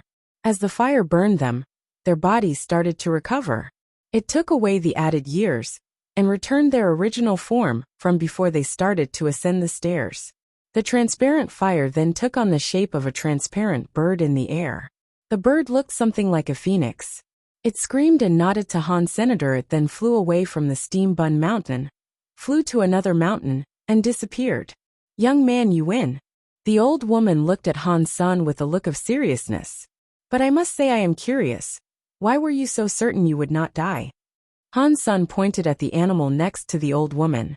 You did not allow Bai Wei to leave the way of life and death, but you did not stop us from using an animal to test this. That proved that it would not be bad for you. Plus, its acting was quite terrible. I only kicked it, and it ran straight up the stairs like mad. It didn't even think to look back. That was so very strange. And so it made me think that you owned the creature. Just because of that you dared to come all the way up? The old woman looked at Han Sun strangely. The prediction had been correct, but that was a moment that could have decided life and death. Even if Han Sun judged it that way, he should have been wary. Very few would dare to go all the way up. Han Sun shook his head. That guessing doesn't matter in the end. What was most important was that I could see that it was not dead. Its acting was good, and it knew how to hide its life force. It could not hide from my vision, of course. Bai Wei, who now looked like a young girl, came the rest of the way up. She looked at the old woman's animal, and thought of something. I see. I should not have done that. The old woman reached her hand out, and then the creature leapt into her chest. After giving it a stroke, she said, "Since you two have walked the way of life and death, you can consider yourself approved in the eyes of Undying Bird's will. You guys win. Therefore you can now proceed and claim the item." The old woman said that, but she did not move. She just smiled at them. "Where is the item?" Bai Wei asked with a frown. The old woman continued to smile. "The item is right there in front of you. You two have been seeing it for a while." "This mountain?" Bai Wei was shocked. She realized that now. And then she looked around at the mountain. The old woman nodded and said, "This mountain is called Extreme Dead. It is a deified treasure of the universe. Undying Bird and King Bai discovered this mountain, and they both fought for its ownership. Neither won, and so they kept the mountain where it lay. Undying Bird was the one who managed it, but she eventually died, and she was buried here on the mountain. The mountain is useless to creatures. Perhaps King Bai knew this, and so he didn't come here himself. On his behalf, perhaps he sent you. If things were like that, why would father want me to come here?" Bai Wei asked. The old woman said coldly, "Undying Bird died early. She took over Extreme Dead Mountain, but she would not claim everything. She still has a few items left over for you, but it is down to you whether or not you can take them away." After that, the old woman pointed at the old tower behind her with her cane. A fireball came out of her cane and landed against it. The tower was set on fire, and it was quickly incinerated. After a short while the construction was reduced to dust. The wind scattered it all around, but where it had once been now remained an item. They all looked at the item, and they felt weird when seeing it. The item was built from dry grass. In many ways, it looked like a bird nest. It did not look particularly pretty, and it actually looked quite rough. But it was big and a few meters wide. A few people could definitely sleep in there. Undying Bird left this item behind? Han Sun asked with curiosity. The old woman looked at the bird nest and with much fascination said, "Do not underestimate it. This was where Undying Bird was born. The dry grass is very special, and it is called evergrass. If you can take it away, then you will swiftly learn what boon and benefit it can provide you." Bai Wei did not say anything. She simply walked in front of it. She reached out her hand with a desire to pick up the nest, but the bird nest, which appeared to have been made from dry grass, had the weight of a mountain. Bai Wei tried to lift it a few times, but it would not budge. She could not pull out any of the dry grass either. The old woman smiled. Undying Bird was born there, and that is where it lived for 1,000,000 years. Undying's power is all over that Undying Bird nest. Even deified weaponry cannot compare to this, so it will be very difficult to move. Bai Wei frowned. She glowed with the color of gold. A gold shadow overtook her, and made her appear far stronger than she usually did. Han Sun was shocked. He did not know she had this in her. Even if Bai Wei did have that big power boost, it mattered not though. She was still unable to move the Undying Bird nest an inch. Nothing seemed to work. Deified items weren't something a marquise could just come into ownership of. It did not seem possible that Bai Wei would be able to take it away. Undying Bird left behind the most precious thing to you. If you cannot take it away, then you cannot blame anyone else for your inability to do this. The old woman smiled. Bai Wei frowned and did not speak. She looked at the nest, but she still had no clue about how to take the bird nest away with her. Han Sun looked at the old woman and asked, "Does the person need to finish the way of life and death to get approved by the Undying Bird? Is it only then that the person can take the Undying Bird nest away with them?" Bai Wei, upon hearing that, turned to look at the old woman. Her face changed. She did not need her to answer though. They knew the answer deep inside already. Han Sun walked in front of the Undying Bird nest and touched its edge.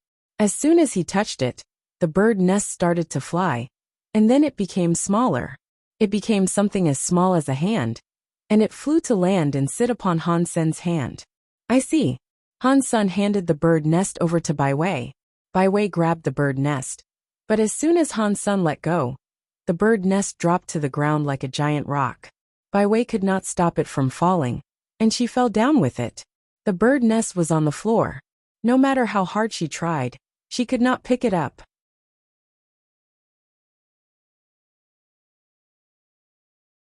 Chapter 2231. The crisis is close. You guys took the item. Shouldn't you be leaving now? Stop bothering the resting place of Undying Bird. The old woman did not look happy. She waved her hand. You take it. Bai Wei said to Han Sun as she let go of the item. How could I do this? Han Sun looked very guilty, but on the inside, he was as happy as a flower on the verge of blooming. This is something that is as good as a deified thing. I may not know what it does, but it has to be something good. Bai Wei rolled her eyes. I am only asking you to hold on to it temporarily. Don't think too deeply about it. Han Sun shrugged his shoulders. Without saying anything, he just moved to grab the Undying Bird nest.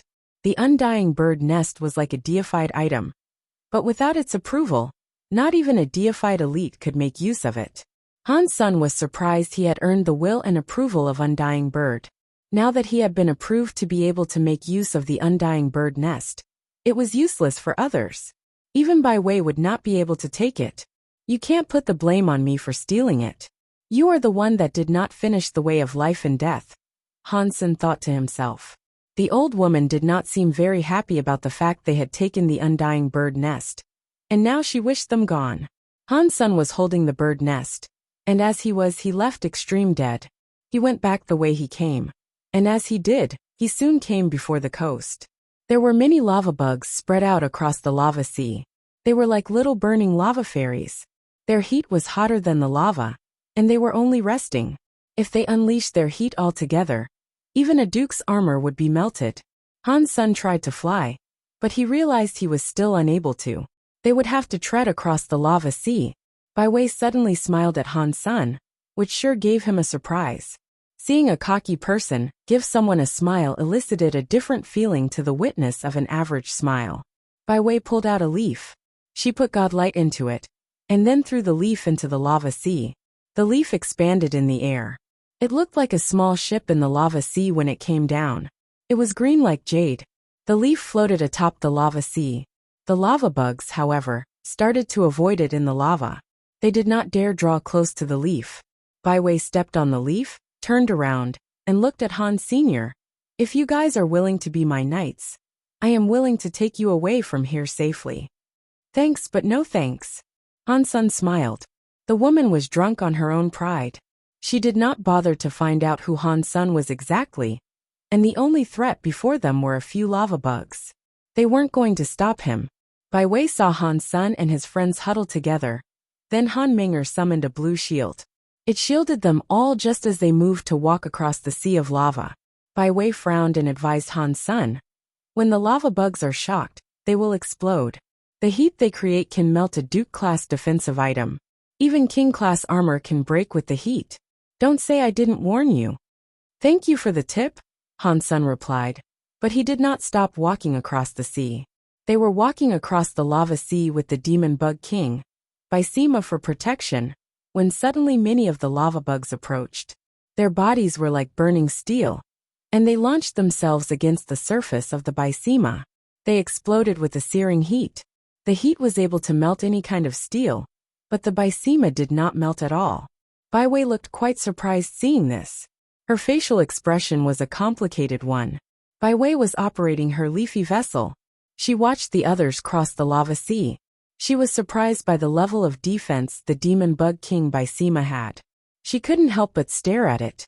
How many tricks does this guy have up his sleeve? Bai Wei looked at him weirdly.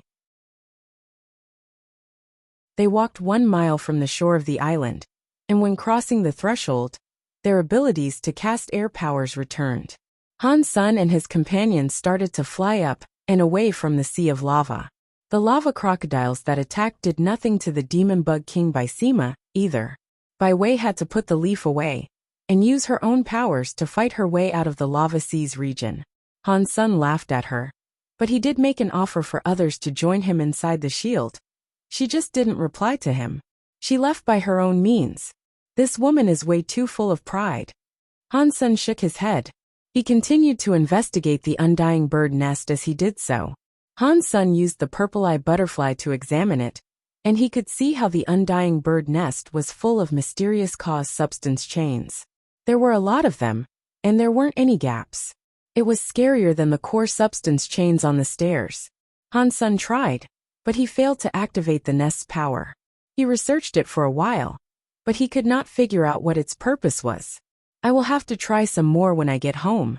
This bird nest's power cannot be any less than purgatory heaven, Han Sun thought to himself. When they left the underground cave, Han Sun and his companions returned to go for the lava valley again. Break the camera. Pretend nothing happened today. If you guys dare speak a word about this, you'll know what will happen, don't you? Bai Wei looked at Bauer, who was intently filming her with the camera. This is bad. We just destroyed a camera the other day. Now we're going to destroy another one? Han Sun looked terrible. I will talk to Ice Blue Night King. Just do it. Bai Wei said. Han Sun was delighted, but his face still looked very bad. He said, all right, but there is still a while to go before we head back to base with this mission. How about we destroy it right before we return? Han Sun did not want anyone to see any of that either. But if Bai Wei was willing to take responsibility, destroying it would be good. Bai Wei stopped talking. She kept walking ahead through the valley. She was there because of the deal, but she was being punished. She could not go back to the Extreme King just yet. Bai Wei's punishment was because of Han's senator. Bai Wei lost the destroyed Bible. She had been tasked to recover all because of dollar. That was why she was being punished by King Bai. But the punishment was for Bai Wei to retrieve the undying bird's item.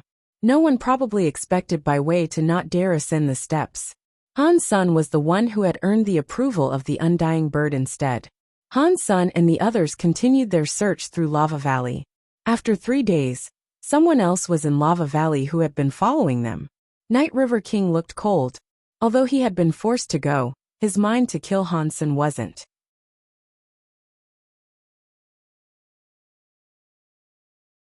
Chapter 2232 Metal Statue. While searching, Han Sun found a territory belonging to the Finger Fire Crow. There was at least 50,000 of them, so it took them a few hours to get rid of them all. They also found a lot of fire crow eggs in the caves that were located there. Because there were so many fire crow eggs, and the little fire crow's levels were low, they were pointless to haul back, so they decided to destroy them. It was to prevent them from hatching, and one day forming another murder of pesky fire crows. While they handled the fire crows, Han Sun decided to put a few of them in his bird nest. He wanted to see if it would have any effect. 1 hour later, the fire crow eggs inside the nest hatched and broke. It resulted in there being a few fire crows in the nest. Damn! This bird nest's power is to hatch eggs? Han Sun's face changed. To confirm that this was indeed the bird nest's power, Han Sun conducted a few tests. He quickly found out what the bird nest did. It looked as if the undying bird nest could speed up the incubation period for an egg and make them hatch faster. Han Sun managed to find and try out a few different eggs by putting them in the nest. They all hatched within a short period of time, so it couldn't have been a coincidence. Thinking of the way of life and death, Han Sun acknowledged that it could not have been a coincidence. The little fire crows that hatched were stronger than the average fire crow. They seemed to be much stronger, but once they had fully hatched, the bird nest stopped its effect on the fire crows. It did not make them grow any faster after hatching. Han Sun only knew that the nest sped up the hatching speed and made the creature's birth from it stronger. It did nothing more beyond that. But Han Sun still tried to examine and determine whether or not it did something else. Han Sun was doing all this behind Bai Wei's back. She had no clue what the bird nest did. This thing really is a bird nest. After Han Sun learned what it did, Han Sun looked at it strangely. If that was all it did, then it did not help Han Sun much. What he needed right now was a battle mode treasure. But Han Sun recalled the little red bird in the Alliance's warehouse. Han Sun wondered if the bird nest could work to make it hatch faster. It had eaten the sun gold bird baby, so if it finished evolving, it should be useful. But Bai Wei was in the team currently, and Han Sun did not have the time to bring the egg of the little red bird back from the Alliance. He could only find out when he returned. After finishing up with the fire crow eggs, Han Sun continued onward. While he was moving, he suddenly felt something. It prompted him to shout out, "Use the Bysema!" Han Menger immediately used the blue gold demon bug king Bysema to shield everyone inside it. While the Bysema was up, a scary power suddenly struck its surface. Night River King. When Han's son saw the black river-like attack, he knew exactly who had come for him. The black water broke, and from it a shadow emerged. It was Night River King. He was standing atop a swirl of black river water. He coldly looked at Han's son inside the Bysema. "Han's son, today you will die." Night River King, has coming to the ice blue system driven you nuts? You cannot break my Bysema, so how do you hope to kill me? Han's son wanted to provoke Night River King. He knew Night River King was not stupid though. If he had come for him again, he must have something prepared and planned. Read more chapters at List Novel. Calm. Night River King grunted. He did not want to waste time talking to Han's senator. He did not have much time. So he needed to kill Han's son and leave the place quickly. He needed to remain hidden from the sight of Ice Blue Night King's people. He also needed to avoid leaving behind any evidence, just in case the people of Extreme King picked up on something that could lead to him. Night River King was confident he would be able to kill Han's son and the others. He was only worried about the demon bug Bysema. Without that, he could kill the marquises it housed with ease. No matter how strong the marquis was, they could never hope to defeat a king. Not even 10 lone bamboos would be enough. The power gap was simply too large. The ambush failed, but that did not make Night River King hesitate. He brought out the little metal figurine Edward had given him. This was his trump card and what he put his faith in. This is what he hoped to break the demon bug king Bysema with. The little statue was 1 foot tall, and it was gold. It was like a little warrior garbed in golden armor. Ancient warrior statue. Byway saw Night River King hold the statue, and when she did, her face changed. What is it? Han's son looked at Byway. He knew it had to be something special, so he felt compelled to ask. That is a statue that belongs to ancient god. If I am correct in my assertion, that is ancient god's ancient warrior statue. Byway immediately explained. What does it do? When Han's son spoke, Night River King's ancient warrior statue began to glow with a scary light. It looked as if it had been activated some way, and then a golden power wrapped up Night River King's body. Quickly, Night River King's body was clad in golden armor. He became much stronger to a wholly terrifying level. Legends say ancient god kings are born deified. They have a special power, and it enables them to put their power inside a statue. They can give these out to the creatures that are loyal to them. If others make use of it, they temporarily borrow the power of that ancient god. Byway's face looked glum. Han's son and everyone's face changed. The ancient gods were born deified, and by having that statue, Night River King had their power. That meant he had the power of a deified being. Die Han's son. Night River King's body was wrapped up by the ancient warrior statue's own golden armor. He himself looked like a golden warrior. He felt as if he had the power to tear the skies apart. It felt as if a random punch would be enough to collapse the entire universe. Such a power gave Night River King all this confidence. But even so, he did not wish to dawdle and squander time. He gathered up power in his moonwheel blade and slashed toward the blue-gold demon bug king Bysema. It was a different power to the power wielded by the ordinary Night River King. With the power boost given to him by ancient warrior armor, his black water powers became gold as well. The River Night Beast God power was like a giant golden wheel. It headed for the blue-gold demon bug king Bysema. That golden wheel spun, as if it could break space and annihilate the dimension. Han's son did not have the opportunity to dodge though. The power coming was strong, and it greatly exceeded the might of an average king-class citizen. Not even someone half-deified could fight it. Oh no. Byway's face turned gray before the scary power they could not hope to escape.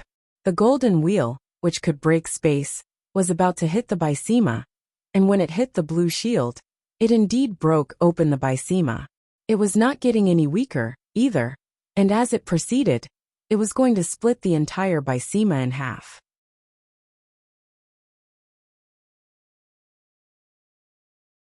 Chapter 22:33 Bysema Die.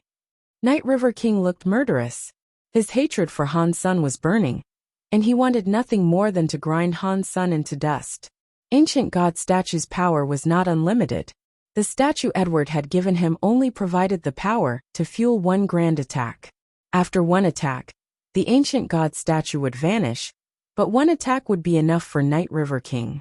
He only needed to use the incredible statue's power to break the Baisima.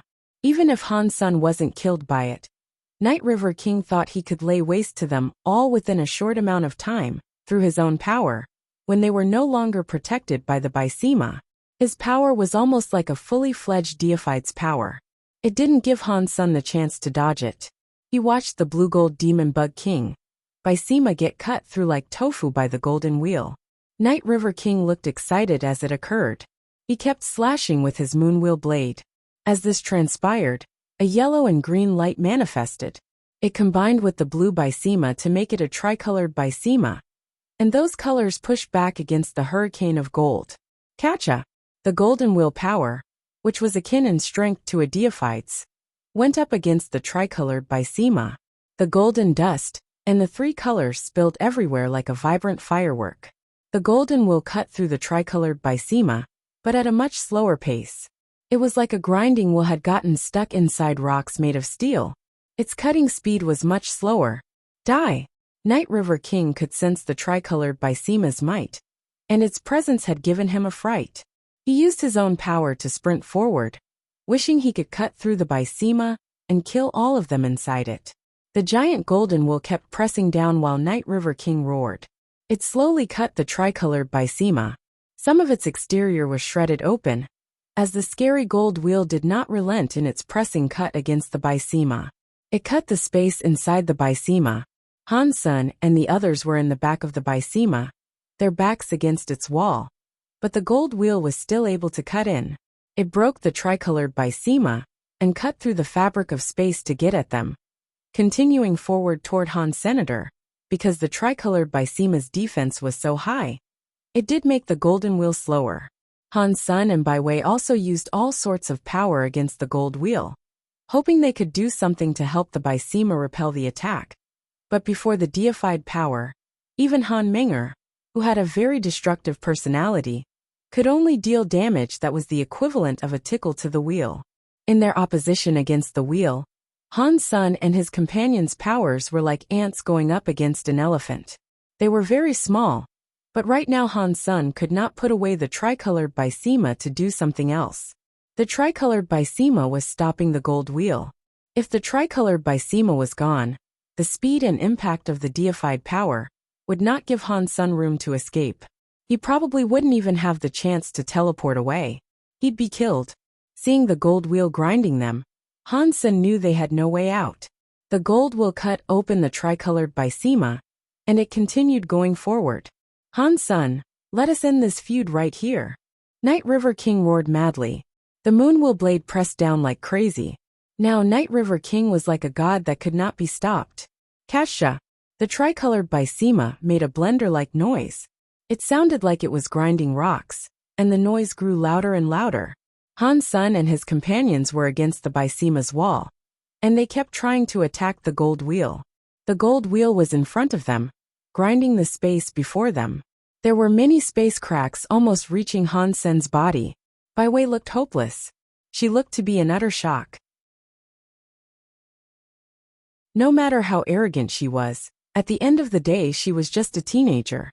Facing death, and being powerless to stop it made her be unable to control her emotions. Her head was a mess.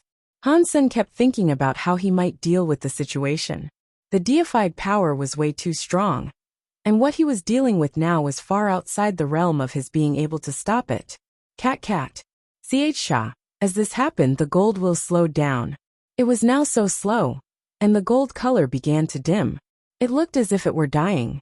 The gold wheel's impact against the tricolored Demon Bug King Baisima lessened. It was now like a broken cutter. It kept stopping, unable to keep going in a steady motion. How is that possible? Night River King froze. He could not believe what he was seeing. The tricolored Baisima was about to be cut open. And if that happened, Han Sun would have no place to hide. As he saw that all of this was about to come to an end, Night River King's ancient warrior light also started to flicker. Many cracks formed across the ancient warrior statue's gold armor. It was on the verge of breaking. Night River King knew what was going on. It was the sign of the ancient warrior statue reaching its expiry point. He could not believe that the tricolored shield, could withstand the brutal force of a deified attack.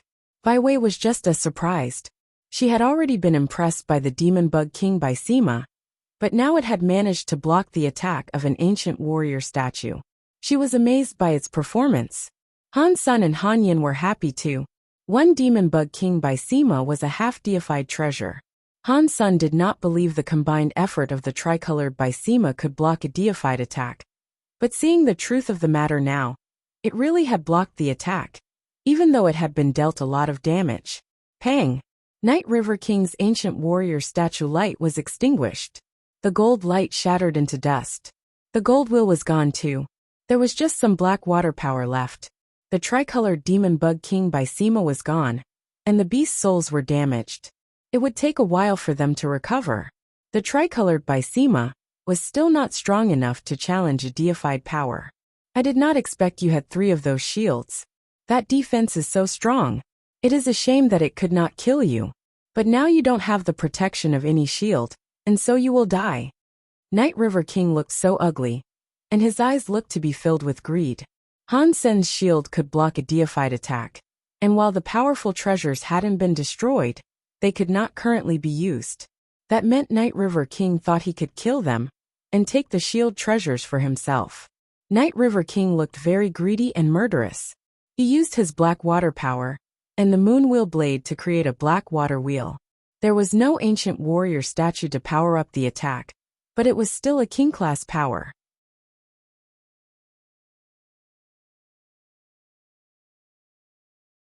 Chapter 2234 I am afraid you will be disappointed. Han Sun moved his body and summoned both sets of dragon wings, the ones on his back and the ones behind his ears. He held Bower and evaded Night River King's black water wheel attack. Night River King looked crazy and he roared, "Let's send them to hell so they can wait for you." The pair of moon wheel blades did not lessen in their strength, and they kept creating scary black water wheels to send after Ji Qing and the others. I am afraid you will be disappointed. Han Sun looked at him mockingly. Pang! A gold shield arose from Han Yen. It was the 4th demon bug king by Sima. It was not damaged by his attack, as the gold by Sima protected them and prohibited the black water wheels from reaching them. Many giant black water wheels came down on the gold by Sima, spinning in a bid to cut through it. But try as they might, they could not cut through the surface of the new gold by Sima. Damn it! He still has one more of those treasures. Night River King felt so angry, and in addition to that he felt hopeless and sad. He had done everything he could to try and kill Han Sun, but every attempt had failed. He hadn't even managed to hurt him in the least. The presence of the gold demon bug king by Sima had hurt his confidence quite a bit. Without the help of the ancient warrior statue, his power was not enough to break through the shield. His plan had completely failed. No one expected Han Sun to possess 4 of those treasures, and no one expected the tricolored shield to block a deified's attack. But quickly, Night River King did find himself some hope, and that was because he saw Han Sun coming for him. He hadn't hidden himself inside the gold demon bug king by Sima for protection. I don't think you have a 5th shield treasure.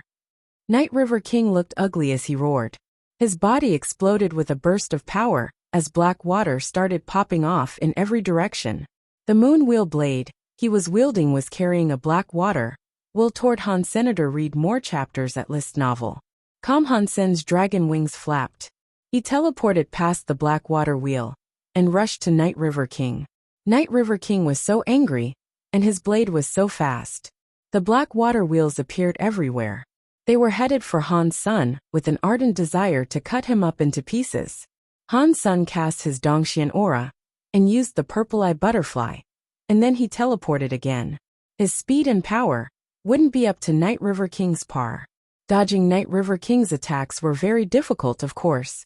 He had to count on his judgment and prediction abilities and use break space flash to evade each and every black water wheel. By doing so, Han Sun came nearer and nearer to Night River King. 10,000 meters, 5,000 meters, 3,000 meters, 2,000 meters, 1,000 meters. Night River King's mad attacks could not prevent Han Sun from inching his way forward.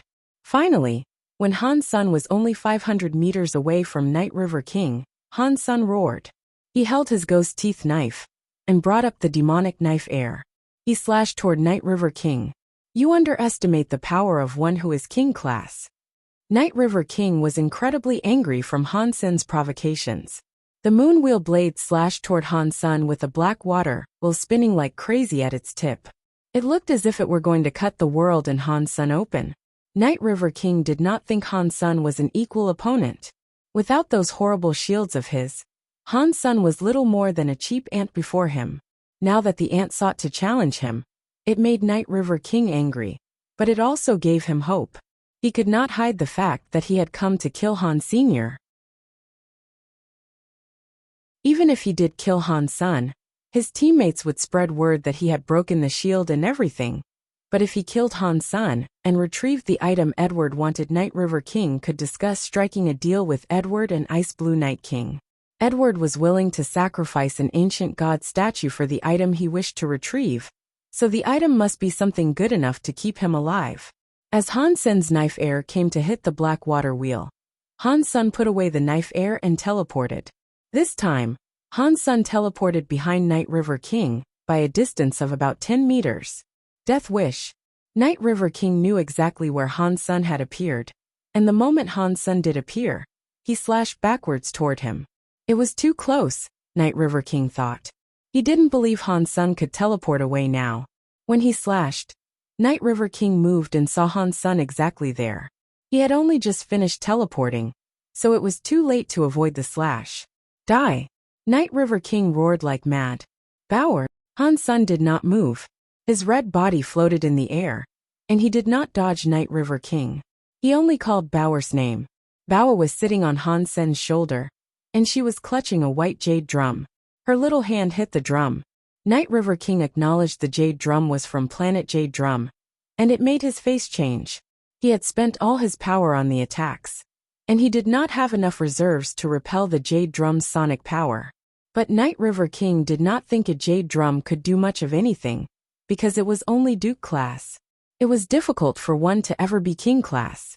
With a King class body, he should have totally been able to withstand the jade drum's sonic force, and then kill Han Senator. It was okay to allow himself to be hit by the sonic power. While Night River King was thinking, he saw Bower's hand fall upon the jade drum. But the jade drum was different to the ones he could recall. There was a red scorpion printed on it. Before Night River King could think again, though, a loud drum noise sounded inside his head. Dong! Night River King felt as if his head had been pierced by a steel rod all the way from his head right through his entire body. He felt as if his head were empty, and he could not compose a clear thought after listening to the noise. He brought his hands up to clutch his head as he screamed. While Night River King was broken, the black water wheel that was about to hit Han Sen faded.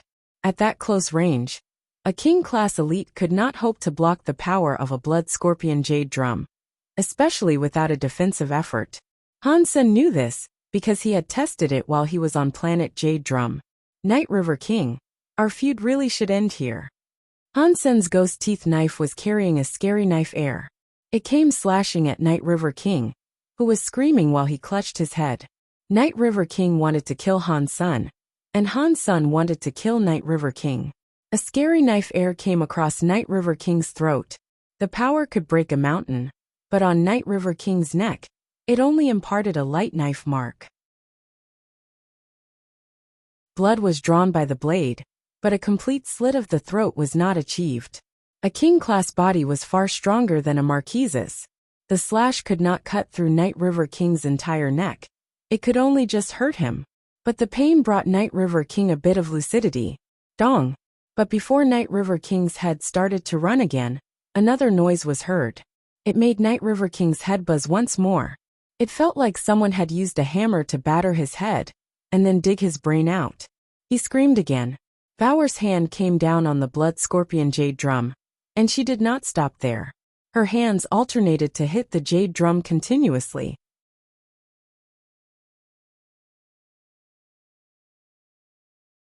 Chapter 2235 Killing Night River King. Night River King shouldn't have stayed that close to Han Senator. The blood scorpion jade drum's attack wouldn't have been so potent if the distance between them had been greater.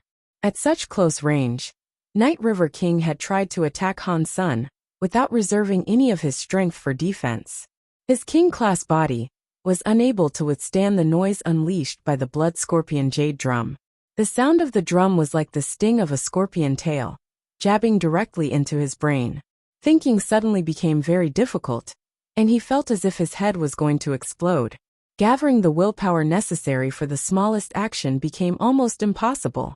Baoer's hand kept pounding the jade drum in a simple rhythm.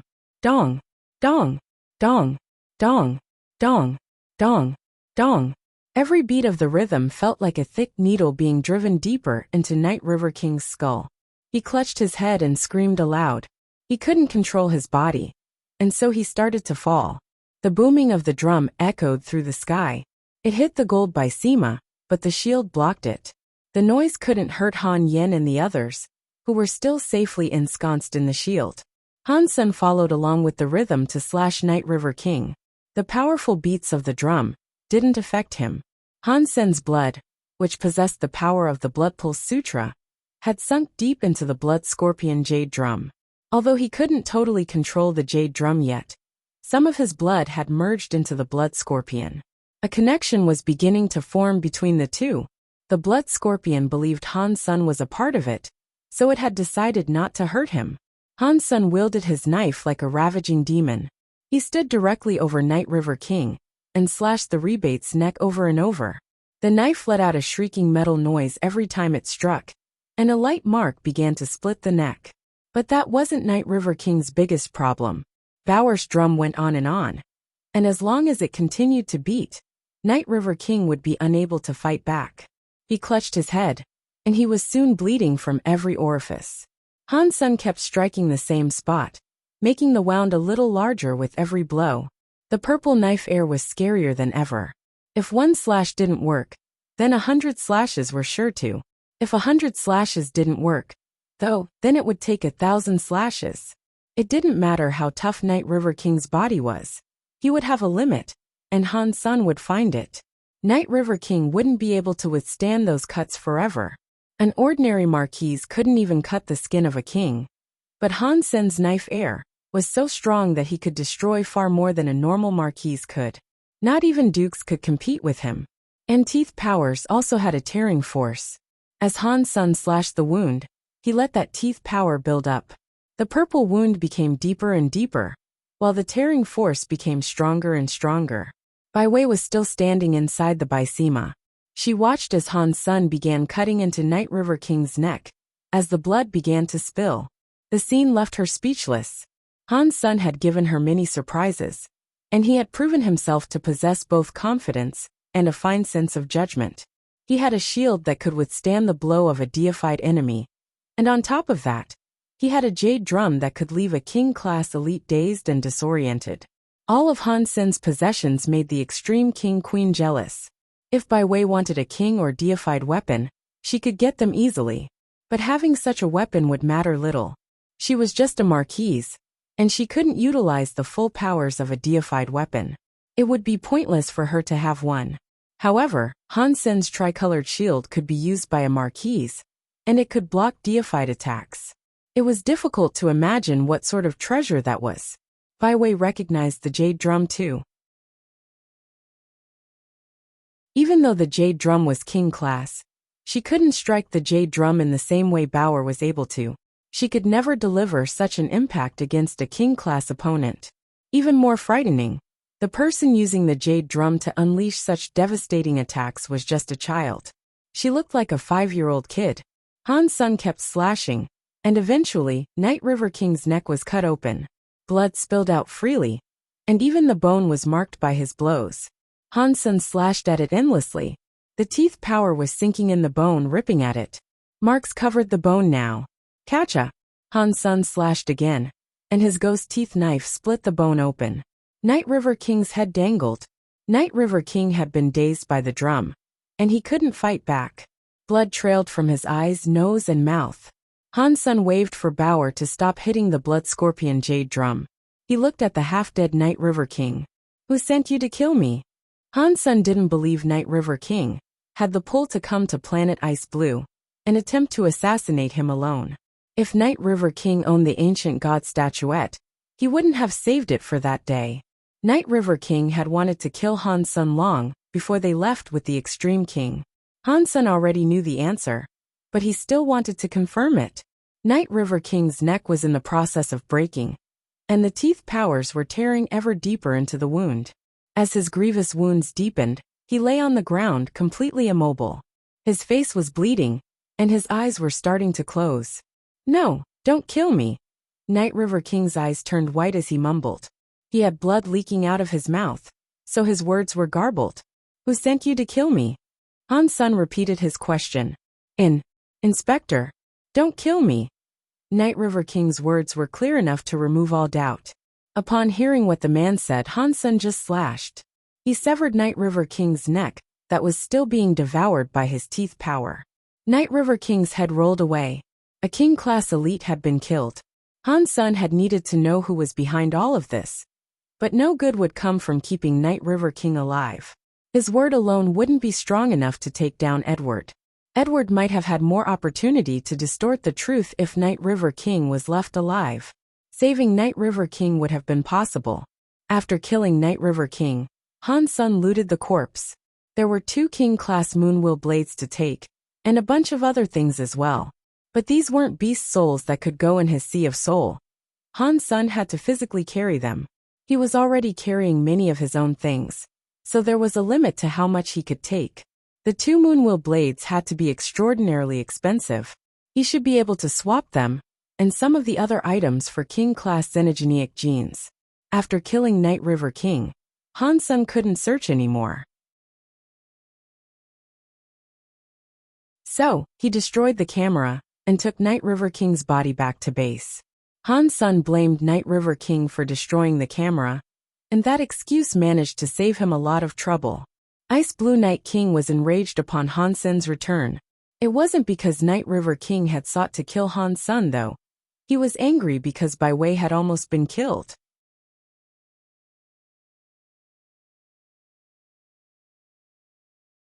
Chapter 2236 Notebook. Ice Blue Night King wanted to find out what had happened. He knew someone inside the Ice Blue Knights had assisted Night River King. Otherwise, the rebate wouldn't have been able to sneak onto planet Ice Blue. But there was no evidence to implicate anyone. And as for Edward, nothing could be done at the moment. Han Sun and his team were put on call at the base. They wouldn't have to do any wilderness cleanup for a while. That stupid Night River King. He used an ancient warrior statue, and he still couldn't kill a few marquises, said an Ice Blue Knight who looked ill. Night River King wasn't very smart, but he wasn't stupid either. There must have been a good reason for him to lose so dramatically, Edward said flatly. It looks like Han Sun poses a graver threat than I first assumed. The Ice Blue Knight frowned. What do we do now? Ice Blue Night King is on high alert. It will be harder for us to move. If they find the tablet, then all our work will have been for naught. Edward shook his head. Don't be such a negative, Nancy. We've learned that Han Sun didn't give the item to Ice Blue Night King, or Mr. White at least. Even if he did find the tablet, we still have a chance to claim it. Han Sun was playing with the items he had taken from Night River King. The most valuable trinkets were the 2 moonwheel blades. They were a good pair of weapons for a king to wield. Han Sun didn't need them, because he already had his ghost teeth knife. But he was in no rush to sell them. So, he decided to save them for Han Yen. Little Angel Zero and Han Menger had their own weapons. They didn't need an extra pair of knives. Night River King had also been carrying a king-class shield. Sadly, he hadn't gotten to make use of it.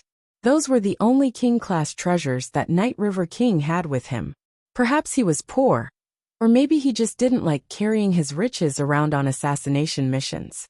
The few dupe treasures and materials that Han Sun found were already in storage.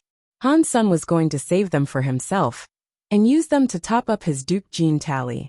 There was one more thing that caught Han Sun's attention though, and it wasn't a treasure. Among the things he had stolen from Night River King, he found a box that was around the size of a hand. It drew Han Sun's attention because the box itself had been made from a king-class gene. Read more chapters at List Novel. The material seemed to be horn or antler, and it was unusually hard. But instead of being turned into a treasure itself, It had merely been used as a storage container. Strangely, there was nothing precious inside the box. There was only a simple diary. Han-sun opened the diary, and indeed, it was exactly what it appeared to be. The diary recorded everything Night River King had going on, even the unimportant details of his days. Han-sun couldn't believe someone like Night River King would write entries in a diary each and every day. It didn't make much sense for the man to place a mere diary inside such a precious box. Because of this, Han-sun assumed that the diary must be special in some way. He used his Dongxian aura and the purple-eye butterfly, but the outcome was disappointing. It really was just a diary. The purple eye let him see how it was created, and the production was average. It didn't even come with a bookmark. It had been made from materials that were extremely common in the Geno universe. Even the brand that made it was well known. Many people used their products. If the diary is really just a diary, maybe its contents harbor a secret? Han-sun had difficulty believing that Night River King would write entries in his diary every day for no special reason. Han-sun skimmed through the contents, but there was nothing interesting. He started to doubt his own judgment. Was Night River King really a very sensitive man? Is that why he wrote in his diary each day? Han-sun put down the diary and looked into the box. The box was simple. It was made from a king-class xenogeneics material, and it had no secrets or hidden compartments. It was very plain, not even decorated with any symbols. Brother-in-law, is that a diary that you're reading? Is that what you've been doing all day? Ji-ching approached and smiled at him. I found it in Night River King's possessions. I think there must be something important inside, but I can't find anything, Han-sun said. Let me see. Maybe I can spot something, Ji-ching said. Han-sun handed it over. Ji-ching examined the paper and binding briefly, then turned her attention to the content of the entries. A while later, she said, If I'm not mistaken, he's been writing in code. What sort of code? Han-sun asked with some confusion. The diary was written in the common language of the Geno universe. He knew every word. Ji-ching pointed at one of the diary entries. This is the common language of the Geno universe, but when you look closer, there's a pattern to how he writes. It's a code of some sort. If you can look the words up, perhaps you will find out what he's actually saying. Can you break the code for me? Han-sun asked. I only know the basics of cryptography. If I had a list of code words, I could probably make some progress. I can't do it without a list though. You should probably contact the G family for help with this. We have a code-breaking team, and they are real professionals when it comes to this stuff. They can help you. Ji-ching passed the notebook back to Han. Senator Han-sun thought she was right. After he put the diary away, he took the time to pop back to the sanctuary. He gave the diary to Ji Yanran and told her about the difficulty he was having in breaking the code. After that, Han-sun went to visit his warehouse. He lifted the egg, which was formerly the little red bird, from the keg. He then placed it in the undying bird's nest, hoping it would hatch soon. By the time he was done in the warehouse, the G family had already sent him a progress report. The patterns in the writing didn't fit any of the codes they had on record, so deciphering the diary would be difficult. Fortunately, they had been researching the Geno universe's language since Han-sun returned to the sanctuaries for the first time. So there was still a chance for them to decipher the diary. It would simply take some time.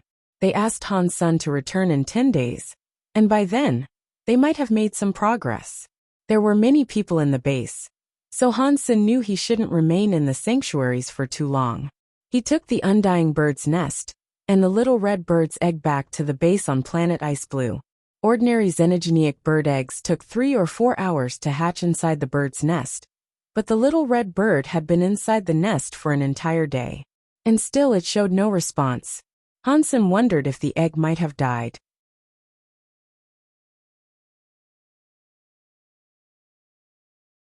Chapter 2237. Han-sun and his team didn't receive any more missions. They suspected that Ice Blue Night King was grounding them to ensure Bai Wei's safety, but they couldn't be certain.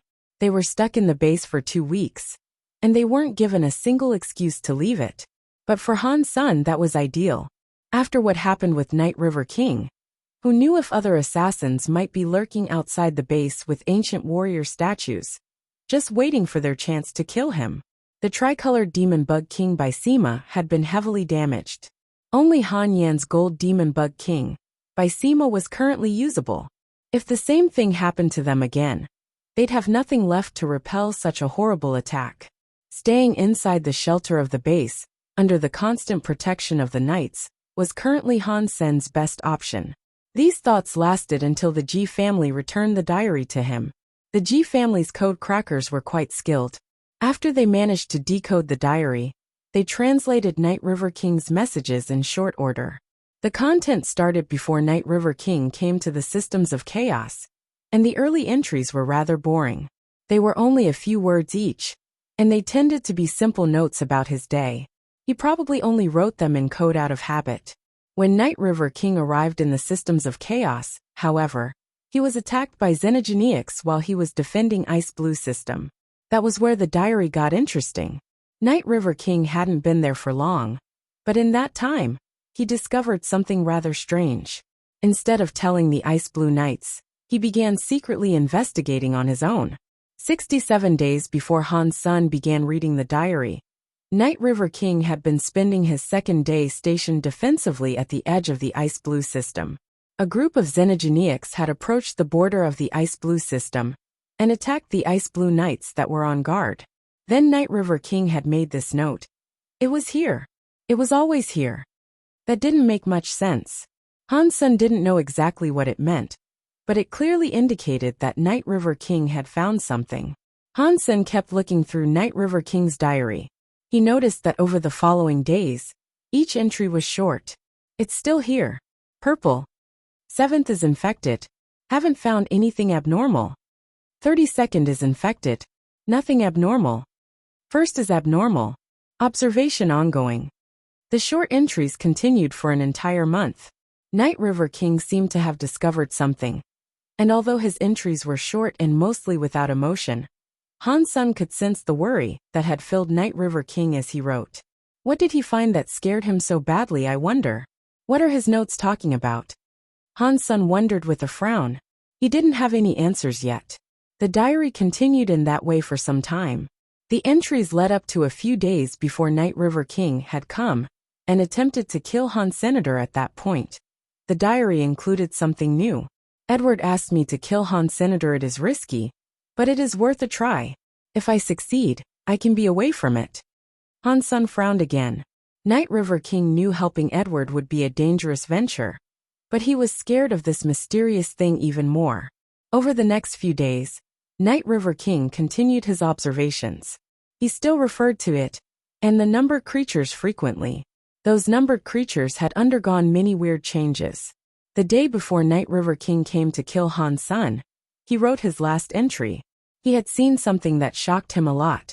His last entry was much lengthier than the others. What was written there made Han's son feel an uneasy sense of disbelief. Good God. 7th became king class. It affected number 7. What is that power? Is it dangerous? Can I use it? Night River King seemed very nervous, and he used many question marks. What did Night River King see? What are these numbers he's referring to? It can raise creatures to king class? If it is inside the Ice Blue System, and Night River King saw it so regularly, there's no way that it has escaped the notice of all the other Ice Blue Knights. Han's son frowned as he thought to himself. But Night River King's diary never once described exactly what it was. And so, Han's son couldn't accurately guess its nature. Purple. Night River King found it. But the Ice Blue Knights with him did not. He said it affected a number of creatures, and one of those became king class. Han's son sorted through the various leads, but there was nothing solid enough to go on. It looks like I will have to go to where Night River King was originally stationed. If I head there, I might be able to find out what he is referencing. Han's son proceeded to think. It was simply a shame that the Ice Blue Knights owned every inch of the system. He couldn't just go wherever he wished. Han's son used Night River King as an excuse to ask for more information about the borders of the system. In the time that Night River King had been with the Ice Blue Knights on the border, none of them had ranked up from Duke to King class.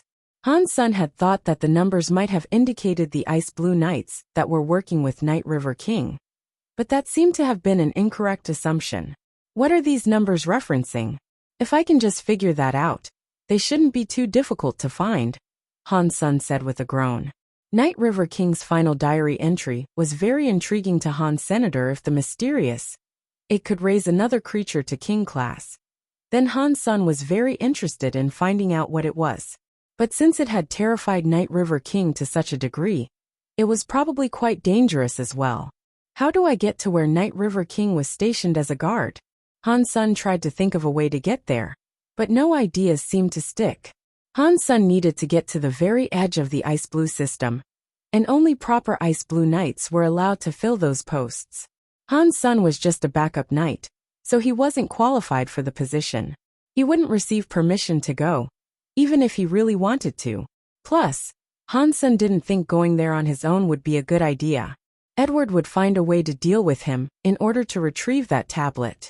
And Edward could definitely take advantage of such a place. But being stuck in the base, unable to discover what Night River King was talking about, left Han's son with an itchy feeling. If the thing was as dangerous as Night River King indicated, there was every chance it was a threat to the entire Ice Blue system. Han's son was included in that threat as well. A backup knight knocked on Han's son's door. Han's son, Night King has asked you to meet him at his office. Okay, I will be there, Han's son said, waving his thanks. He got up and went straight to Ice Blue Night King's office. He had no idea why Ice Blue Night King had summoned him. You're tuning in to the Li Mei's Wuxia Whispers YouTube channel. We're so grateful for your support. And don't forget to subscribe to join us on this incredible journey through captivating stories. Your generosity through donations truly makes a world of difference, as it's the primary source of revenue that allows me to expand and enhance this channel for you. Thank you from the bottom of my heart for being a part of this adventure.